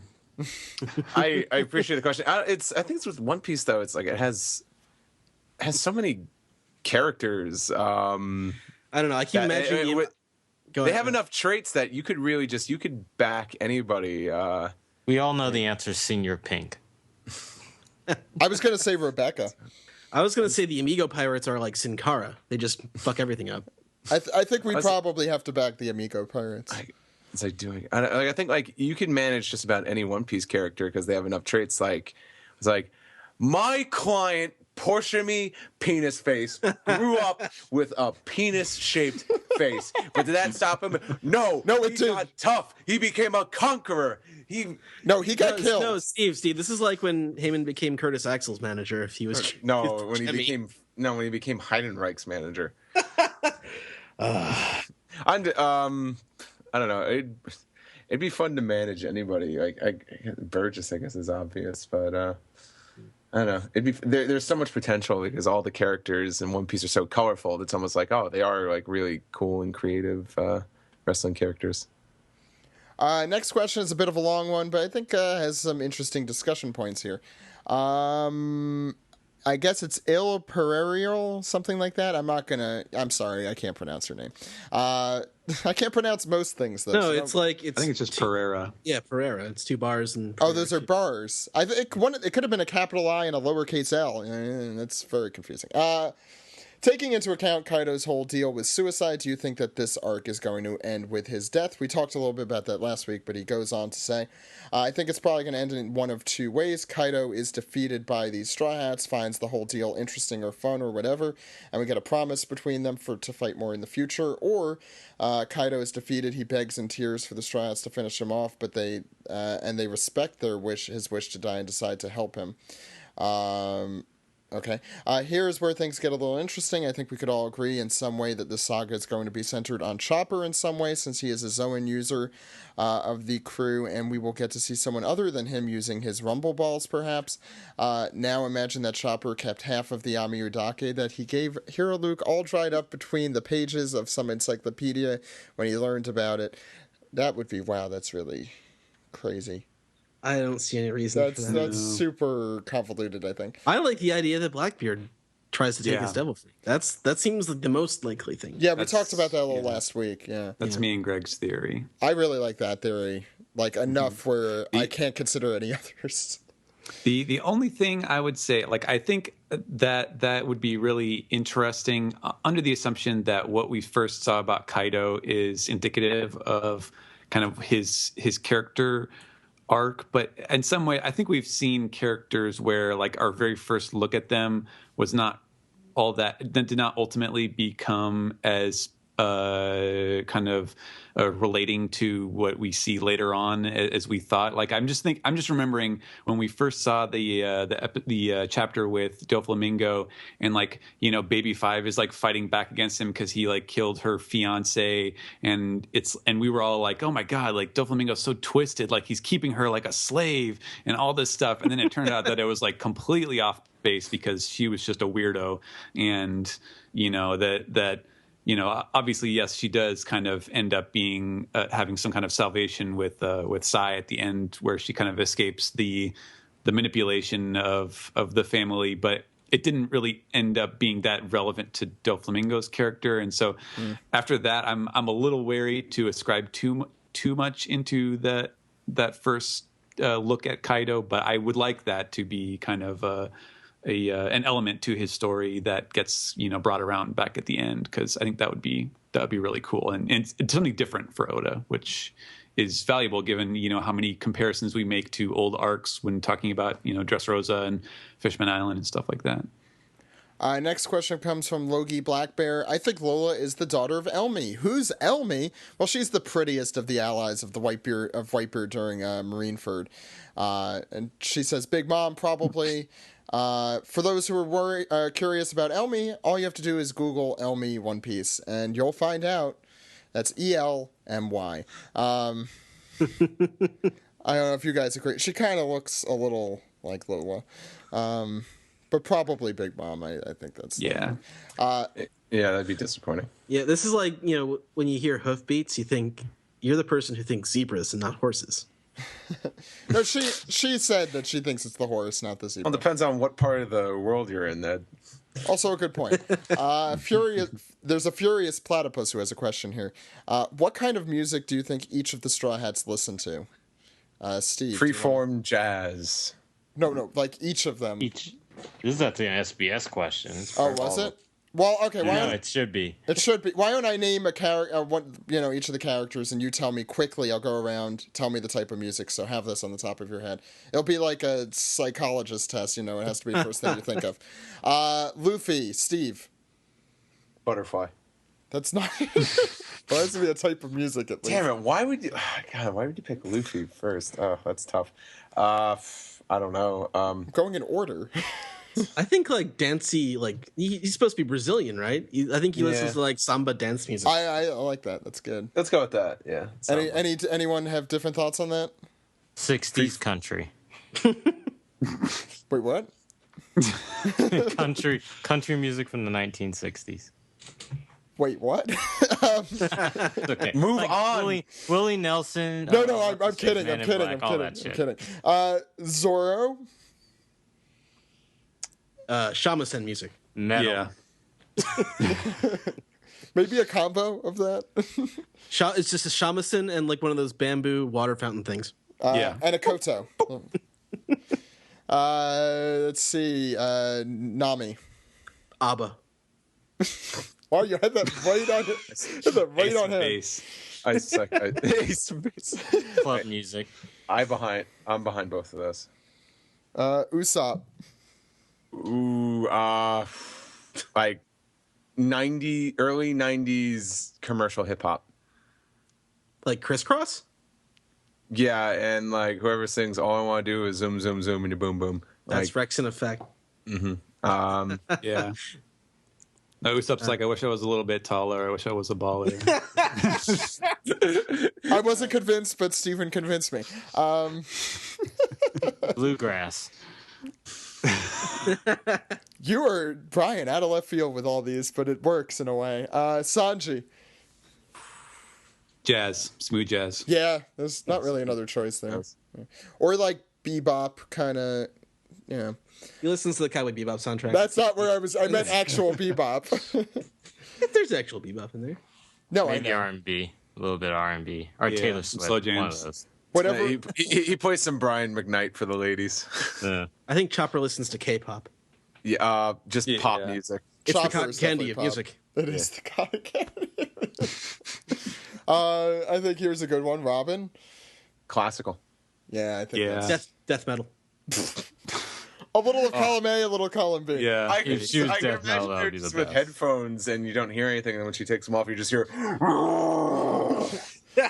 But the fun. Okay, so I was reading one of the SBSs, and they were talking about how Robin imagines cute things when the dress Rosa and dress Olga and the other thing with the cats. I don't even remember. But so she she's- also does really morbid stuff too. No, so he was trying to explain, and it's oh no, she thinks of cute things, but she doesn't know how to quite express it correctly. She has trouble expressing it. So I think I'm going to stick more in the classical front, but I like the metal as an option there. I don't want to ruin that. Frankie. 80s hair metal. Industrial metal. Classic rock. Yeah, I gotta go with classic rock. 80s Kiss. 80s is good too. Though. I think he's I think he can sing a power ballad. I think he probably enjoys Freddie Mercury. Yeah, 80s new wave, maybe. No. The glam? You're talking about glam rock? I definitely associate him with rock and roll, but our next guy is Brooke. either originally I would think classical for pre-time skip, post-time skip, 70s rock and roll. I'm thinking Rolling Stones and all that. T-Rex, bang a gong. Yeah. I'd say everything except for country music, which is generally my philosophy. Next question. That was a great one, and that should be an SBS. That really should be an SBS. I would be really curious as to what Oda says. Mr. Children for all of them. Koti. I was actually listening to there's a Japanese commentary on like one of the episodes of Cowboy Bebop in the first disc on the Blu-ray. And they're talking about Mr. Children on the commentary. It's really? It's the voices of Spike and Jet. Well, what did they say? They were just talking about it. I messaged you on Skype when I was listening to it. Yeah, I remember. Koti 4246 says he has been reading through for the first time and just finished Alabasta. If you've been listening to this piece together, I apologize for spoiling everything for you. I just want to say, I was wondering if you think that there is anything more to. Oh, well, I guess it isn't. More to awakening a Zoan type devil fruit other than the jailer beasts. Like, for instance, giving someone a part transformation. For an example, if Pell had an awakened devil fruit, he could give other people wings, for example. Oh, wow. That's, based on Doflamingo's expression of an awakened power, that seems likely. But I think that mainly interprets for, like, Paramethium. Zoan just kind of seems like you become more beastly. Yeah. They would just be That's the like, impression I get. Yeah, who knows? It's The way he said it is certain devil fruits have the ability to awaken, so maybe not all devil fruits even can. I think that's what I read it earlier today, and I think that's what he said. I don't know. It's a good question. Maybe that would be cool. Red Hair D Shanks has a question that I enjoy. You guys might like as well. So I've listened to all the podcast episodes at least once, all of 20 minutes of BS, and they're both amazing. But the problem I have now is I have nothing to listen to at work, and I don't want to be there anymore. Welcome to that club. now you just realize, podcasts, this job really sucks. Can you guys recommend some kind of something similar to, I guess, our podcast? Funny and nerdy. And yes, Endless Schmaltz is up next. I would recommend listening to... I don't listen to as much Kevin Smith podcasts as I used to, but I like Hollywood Babylon is his entertainment news show, and that's a lot of fun to listen to. Especially because they approach it from a nerdy point of view. Brian? Harmontown. Yeah, I was gonna echo that. I was just there yesterday. Oh, jealous. Yeah, I know. Yeah. That's a show that took me a bit to get into, but once I got into it, I got really into it. I'm a big fan of Harmontown. Oh, another good one is Welcome to Night Vale. I need to listen to that. I've heard very good things about it. I like it. Yeah. I guess you could, if you still wanted to listen to anime stuff, you could listen to like Doctor and Jammer's podcasts because they have a bunch of material. Yeah, and those are linked in the sidebar of the subreddit. And I think Animanga's linked at the top. If not, I should put it there. Yeah, Animanga and SSAA. They're good guys. I would listen. I would highly recommend this show. It's called Bracket. Definitely, if it covers a whole lot of different pop culture and other things, and I think it can appeal to anybody that at least has seen movies or television, read comics, or even has just eaten food. I'd highly recommend Bracket. I'd highly recommend Super Ego. I think we've talked about them before. They don't come out that often, so you can enjoy their backlog, and then that'll probably be it. And if you're thinking traditionally nerdy, Radiolab is a great NPR show about... Not funny, sort of but nerdy, yes. Yeah, it's like, I don't know, it's like This American Life combined with science. Yeah, I'd like it a lot more, yeah. I'm a huge... if you're an audio nerd, it's great, or if you're just a nerd in general, it's great. Nerd in the traditional sense, I think, not as much in the Comic-Con sense, which both are good, but I think that it would... Yeah. And anything from Matt Cohn. I love his podcast. The Wayback Machine's been, I think, is that still on a hiatus? I don't see it continuing anytime soon. Well, you could listen to the episodes that are backlogged. They're great. And his other podcast, Bagged and Boarded, is I'm a big fan of as well, which I don't know if that's gotten updated. But I don't think those are really like time specific, so you can enjoy those. That's all I could think of right now. Next one comes from that one we did. Ozoi, let's say. Law versus Luffy. Who would win? Batman. Correct. Correct. Yeah, it's correct, I guess. No, any Goku. Batman. Superman. Batman would so own Superman. That's not the question. Okay. Final questions from Joe Man. All right, comment, I guess. I gotta say that Star Wars reference kind of broke the fourth wall for me. Yeah, I Well, still may don't know the what he's fourth talking wall be with you. Okay, Explain yourself, Steven. Ed still doesn't get it, even though we've made the reference at least 3 times up to this point. Okay, well, I think it's pretty clear. I believe that Oda was kind of playing on this too, and I kind of helped it along a little bit in terms of how I phrased things. But the conversation between Bastille and Abdullah and Jeet, when he is trying to reach the eastern port, and they are clearly not members of the Navy and are going on. Do you get it yet, Ed? It echoes Han Solo talking at the holding cells as they were freeing. Okay. I can't believe you didn't get that. I can't believe it took that amount of explanation. I like Star Wars. I don't watch the movies a lot.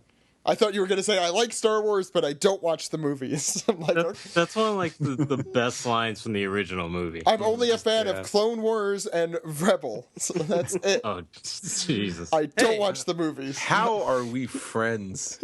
Come on, Ed. My pod racing podcast is coming up soon. Pod.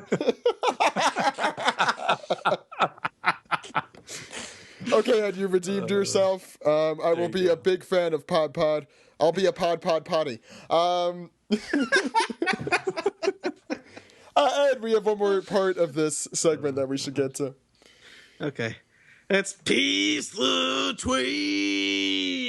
Yeah. It's time for Peace the Tweet. Ed, which Star Wars related questions do we have today? There aren't any actually in the Peace the Tweet tag. Okay, go ahead. With non-Star Wars ones, I guess. Let's see. YepX asks, how big is One Piece geography-wise art available? Oh, so he means like maps. There are maps in the color walks. Yeah, I don't know if they're necessarily accurate. They're somewhat the early ones, I think, are, because there's one of East Blue, and I think it actually shows where the different islands are. There's actually a great thread on AP that has a collection of them somewhere. You might have to do some digging with varying accuracy, I'd say. I really wish Oda, would take a break. I wouldn't mind him taking a month off just to draw a really detailed map of the One Piece world at some point. George R.R. Martin did. He released that whole book of maps. I did not even know that. That would be... Well, now we know that because of Greg, that Oda is a huge Game of Thrones fan, so... Logically, that would be the next step, I assume. I think we'll get the map at the end of the series because that's Nami's dream. Oh, that's true. That would be great, yeah. Yeah, and I just don't see Oda putting together something like that before he's completely written the whole thing and doesn't have to worry about like, well, am I like writing myself into a corner, or am I introducing stuff? Because, people are just going to pick it apart and be like, well, how do they get from here to here without going through here and all that stuff? So I think he would probably prefer, if he was going to do something like that, he would not do it so until the series was completely over. The people you're making fun of there are us, right? Yes. No, I don't think so, because I don't think we really get hung up on little things like that. That never happens. We always make fun of his weird, distances and crazy numbers and stuff, and we're like, oh, it's just Oda. He did an Oda again.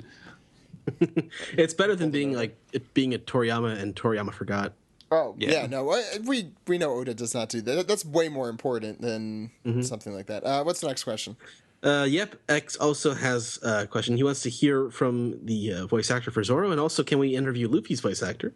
Well, you've interviewed Colleen Klinkenbeard once before. And we 3 times. That's right. There's here, I'll say this. Colleen, we have an interview with an OPP Dallas, so that should be coming out in the next few months, so yay.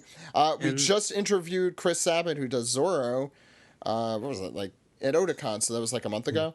And also, if you're asking about Japanese voice actors, that is highly unlikely. We'll try our hardest, but that will probably never happen. But we did manage to get the Japanese Eneru voice actor way back 3 or 4 years ago at AX. So Yes. That it is could the only happen. one, I think. That's the Probably only one. Yeah. Well, we have a video on our YouTube channel of Yamaguchi singing the Soga King song, so that's also probably the closest we're going to get to that. That we were at. Anyway, go ahead. What's the next one? Our very own Joey Weiser asks, the Ryuma story in Wanted has a somewhat Wild West setting. Do you have thoughts on the possibility that Oda could throw a curveball and make Wano an Eastern-Western hybrid island? I would love that, but I don't think so. Yeah, I doubt it.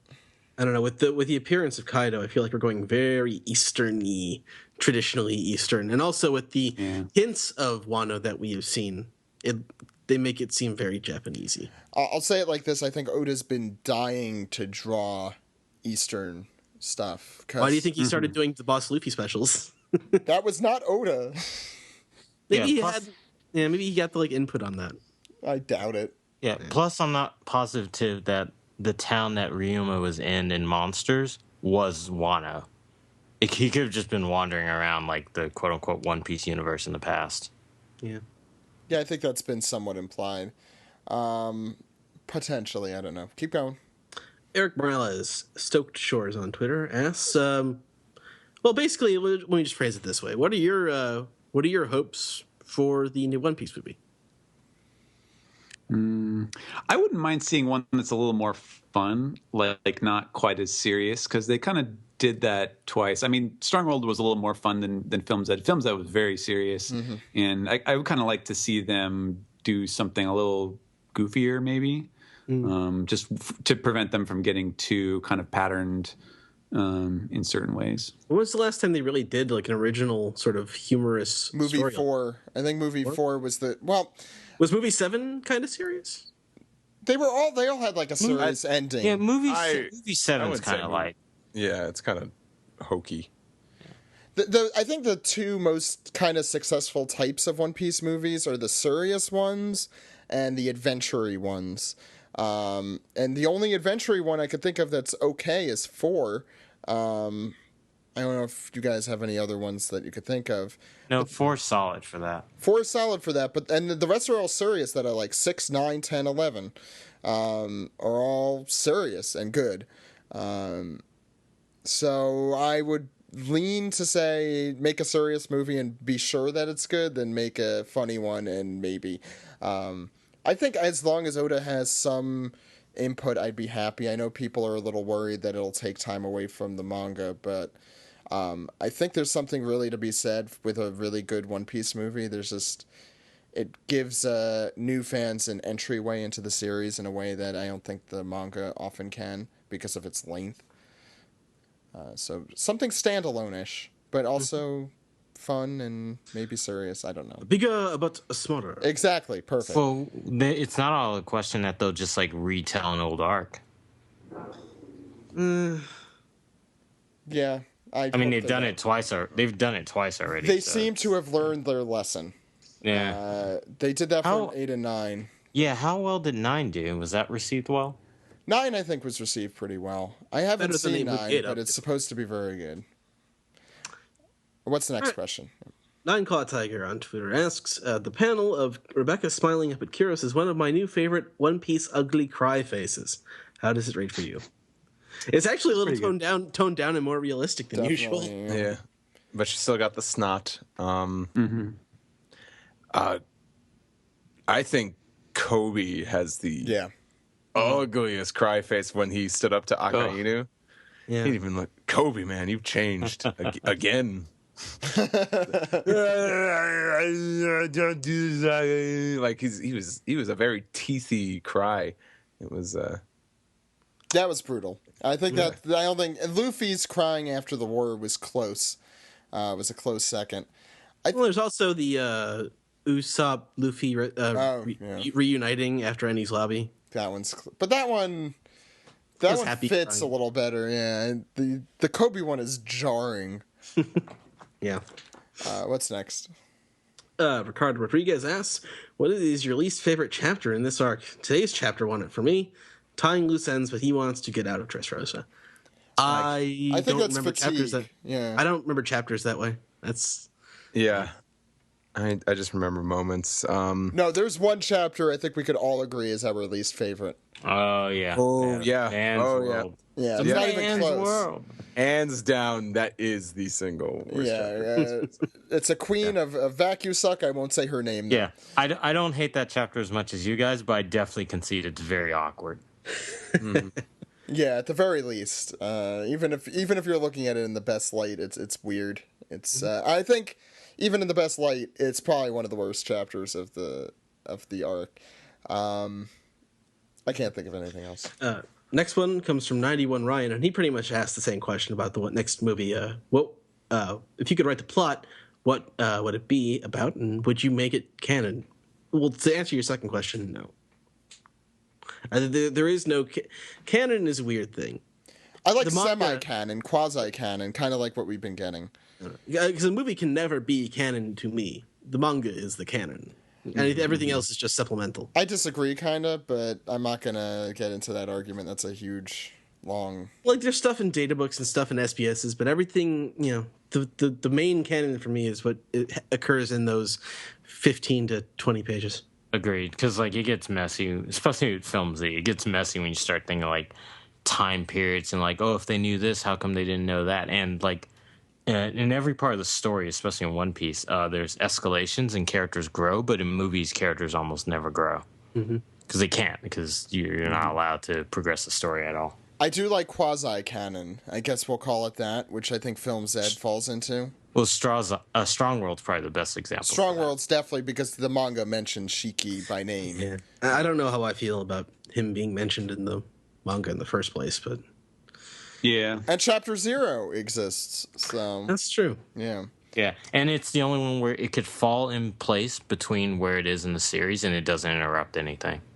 Also true, because it's right before the red line, and there was a lot of time that happened between that. And he wanted to make Shiki into his own arc, but couldn't. So I think Strong World probably is the best candidate for a canon movie. Anyway, what's next, Ed? Our very own Sai-chan asks, if you could see any One Piece character dance in any kind of style, who and what would it be? There's already a game for that, right? The dance battle? Yeah, I was going to say, isn't that the dance battle? I kind of want to see that. People keep tweeting about it. In Japan, because it's Japan only, right? And that's kind of fun. Do you guys know if Bartolomeo is in that game? I'm pretty sure. I mean, definitely Doflamingo and Corazon are in it, so I wouldn't be surprised. Why do I want to see Bartolomeo dance the Gangnam style for some reason? I don't know. I kind of want to see Nami and Sanji do the partner dance from Evangelion, where they have to do things in sync. I don't know why. That just made me laugh. Can I see Asuka and Shinji did? Whenever Vegapunk shows up, I want to see him do the Rick dance. I really hope Vegapunk just looks like Rick. Did we talk about this before? I feel like this has come up. Well, I mentioned a bunch of times. I pretty much want Vegapunk to be Rick Sanchez. And you know what? Plausible. I think Caesar is a much eviler version of what that could have been, but no, that would be great if Vegapunk. It would be a very simple design for Oda. I'm saying you want to ornate up the design. He might do that. Well, now I want to see what Rick would look like in an Oda. He'll probably style. have Christmas ornaments hanging from the ends of his hair. Well, Vegapunk can take a look back at punk cats and be like, experimenting on human children, seeing if they'll turn into giants. It's like I had that theory once in paper. It was just on paper. Don't worry. No, I'd love to see that Rick taken in that style. How the hell did we get off on that? That was not the question at all. Do you want to go to the next question, Ed? Sure. The Kaizoku Rufi on Twitter asks, or says, it's not really a question, Oda is a tease. Tashigi has 2 lines dedicated to coffee and muffins, yet they're eating cotton candy on the cover page. Did you want to see her eating muffins? And that was a fan. That's not Oda. Yeah, that's not Oda. We might still get to see them eating coffee and muffins, or drinking coffee and eating muffins. Steve, this one was directed at you from Sai. What the hell is this about? If you could send one Technicolor monkey to space, which planet would taste like spaghetti? I don't know if you could answer that question. That's a really good Joel McDonald question. Steve, you encouraged her to do this. This is your fault. I'm looking at this exchange on Twitter. Oh, I would say not. Pluto, but Pluto is not a planet. It's a dwarf planet. It's more like Pluto. Yeah, that's a. Are you going to cover Pluto on the pod?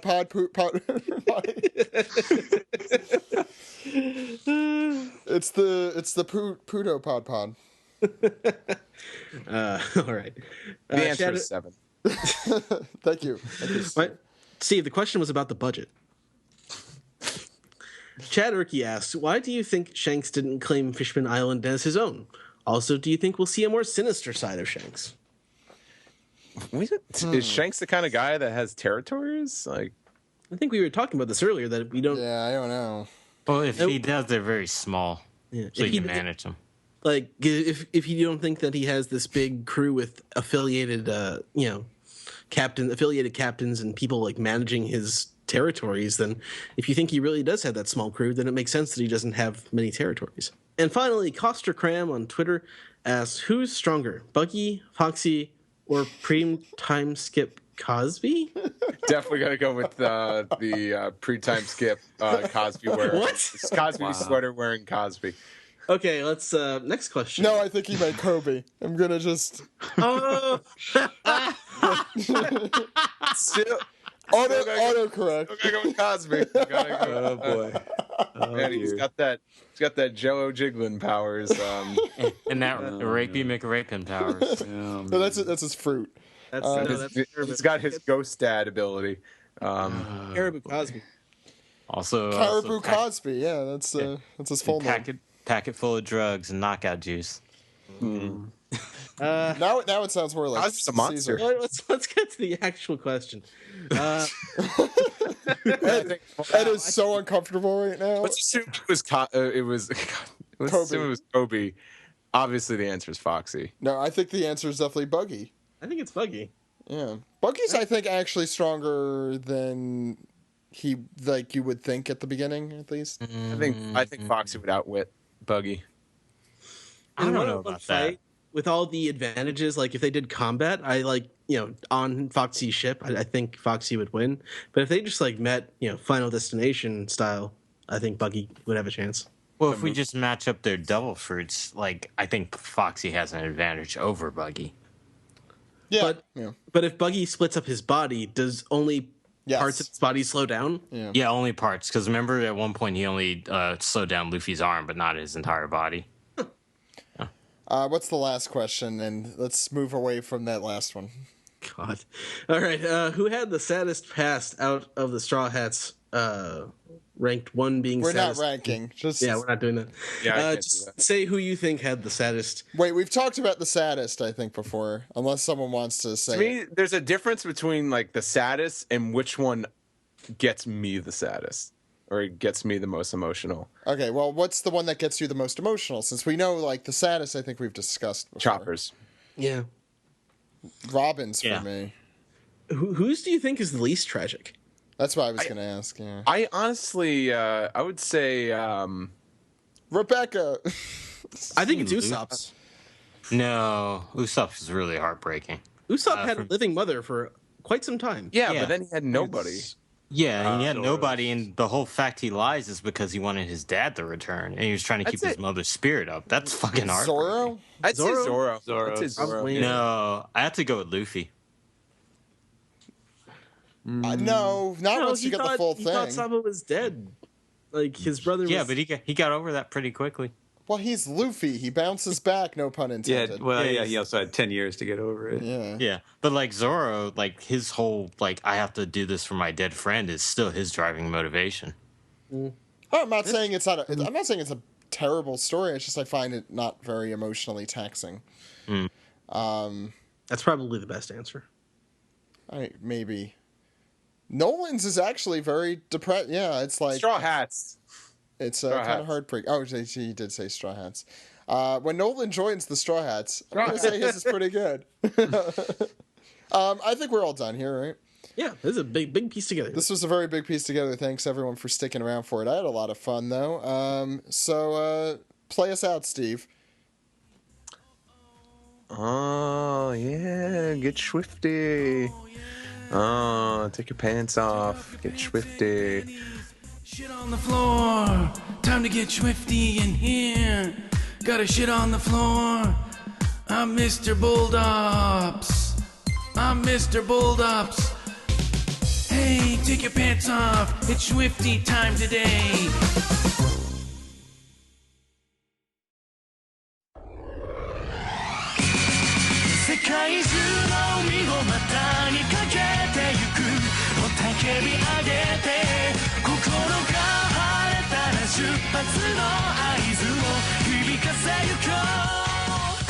This has been the One Piece Podcast, episode 382. The Dressrosa contest may be coming to an end soon, but it has not yet come to an end. Jammer, we are sorry to say you are the next one who has been eliminated at Chapter 797. Sorry about that. Steve, you're on deck if One Piece does not end next week. So, or he's like, well, that's it for One Piece. Thank you for reading. Like, we'd be sitting there and be like, what do we do now? No, I'd be pissed off. The podcast would just end on, like, the saddest note. If plays the music from, like, The Incredible Hulk, and we kind of just, all of a sudden just turns into a video, and we're all just walking outside, and then just with nowhere to go, and we just start walking up the road. It's like the season 1 cancellation of Firefly. So, Steve, if Dressrosa does not end next week, you will not be hosting the podcast like you will be with Ed in the next 2 weeks. Joey is on deck after that at Chapter 799. After that, Brian, you're on deck at 802, and then Josh Kosherek at 805. Let's see if that happens. So, yeah, and also, all of you guys listening, I'll hopefully be announcing prizes when I get back as to this contest, but part of the prize is that you get to come on the podcast yourself, provided that you have a good microphone and are able to do it, in a setting where people's ears won't be blown out of their skull, or it's in some other direction. But thank you all for participating in that. Steve, how do you feel about hosting an episode of the One Piece podcast? Man, it'd be like hosting the podcast, except it was hyped. Remember, the person who hosts gets to choose their own segments, their own people, so I probably will not be on that episode, so please enjoy it. I want to remind everyone OPP Dallas is coming, and more episodes are coming. YouTube.com/One Piece Podcast. Please check that out. I will be on a little bit of a hiatus. As I mentioned at the top of the show, I'll be back on September 14th. I think just in time for Chapter 800. Maybe, I don't know if there's going to be a break between now and then, so we'll find out. I think that's just about everything. We have a 20 Minutes of Bullshit episode that should be coming out soon, and I apologize for the endless schmaltz delays for those who are fans of that. Life has been especially hectic. It was unavoidable with the read-through really made it was making it tough to edit. I think things... It was only a matter of time. I think once I get back from my vacation, things will be a lot easier for me to edit with that. It was the read-through for the most part, I think. Brian, why don't we go around? How can people contact you? What are you up to? What could people find you at? All that other stuff. Yeah, I can be found as Dark King Zoro, all one word on Twitter. And you can look at my stuff on Banendorf on DeviantArt. And check out Season 2 of Rick and Morty and Season 3 of Titans, which I'm pretty sure we started already. I haven't had an episode air yet, but it's coming. Since we're on the Rick and Morty subject, Steve, where can people find you? You could find me on Twitter at Steve Yurko, on Tumblr, steveyurko.tumblr.com. Check out my online store, steveyurko.storeenvy.com, my regular website, steveyurko.com. And I have another official Rick and Morty shirt coming out. This one, I guess, on topic, because Zach just had to get it out of me. I have a Get Swifty design for Rick and Morty.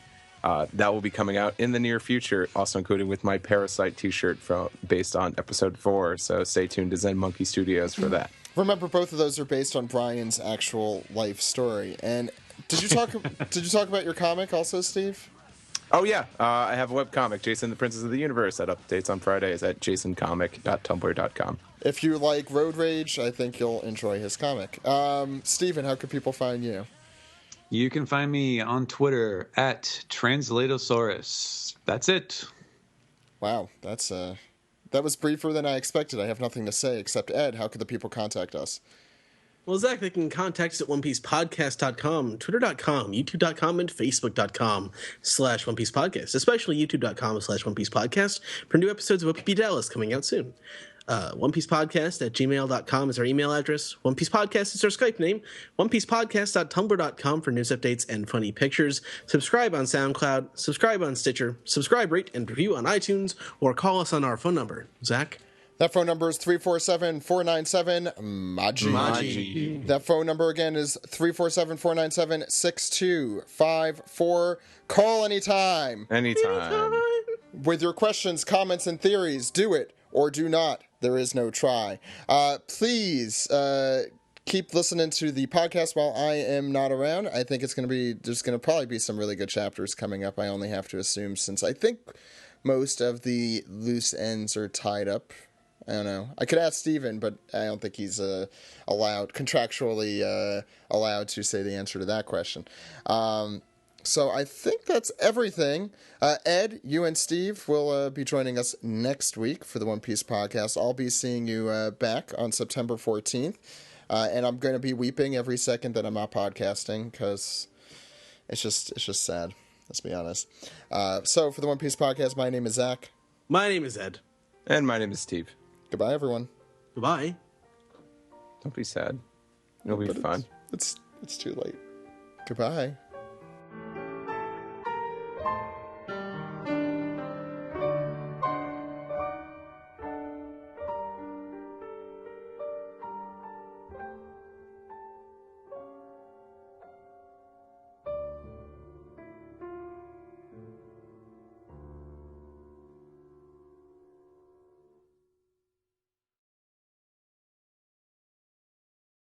So, since he's been reading One Piece online forever, is there any place he could read all of the SBSs? Ed, you know the answers to this, right? You should. Are you there, Ed? What?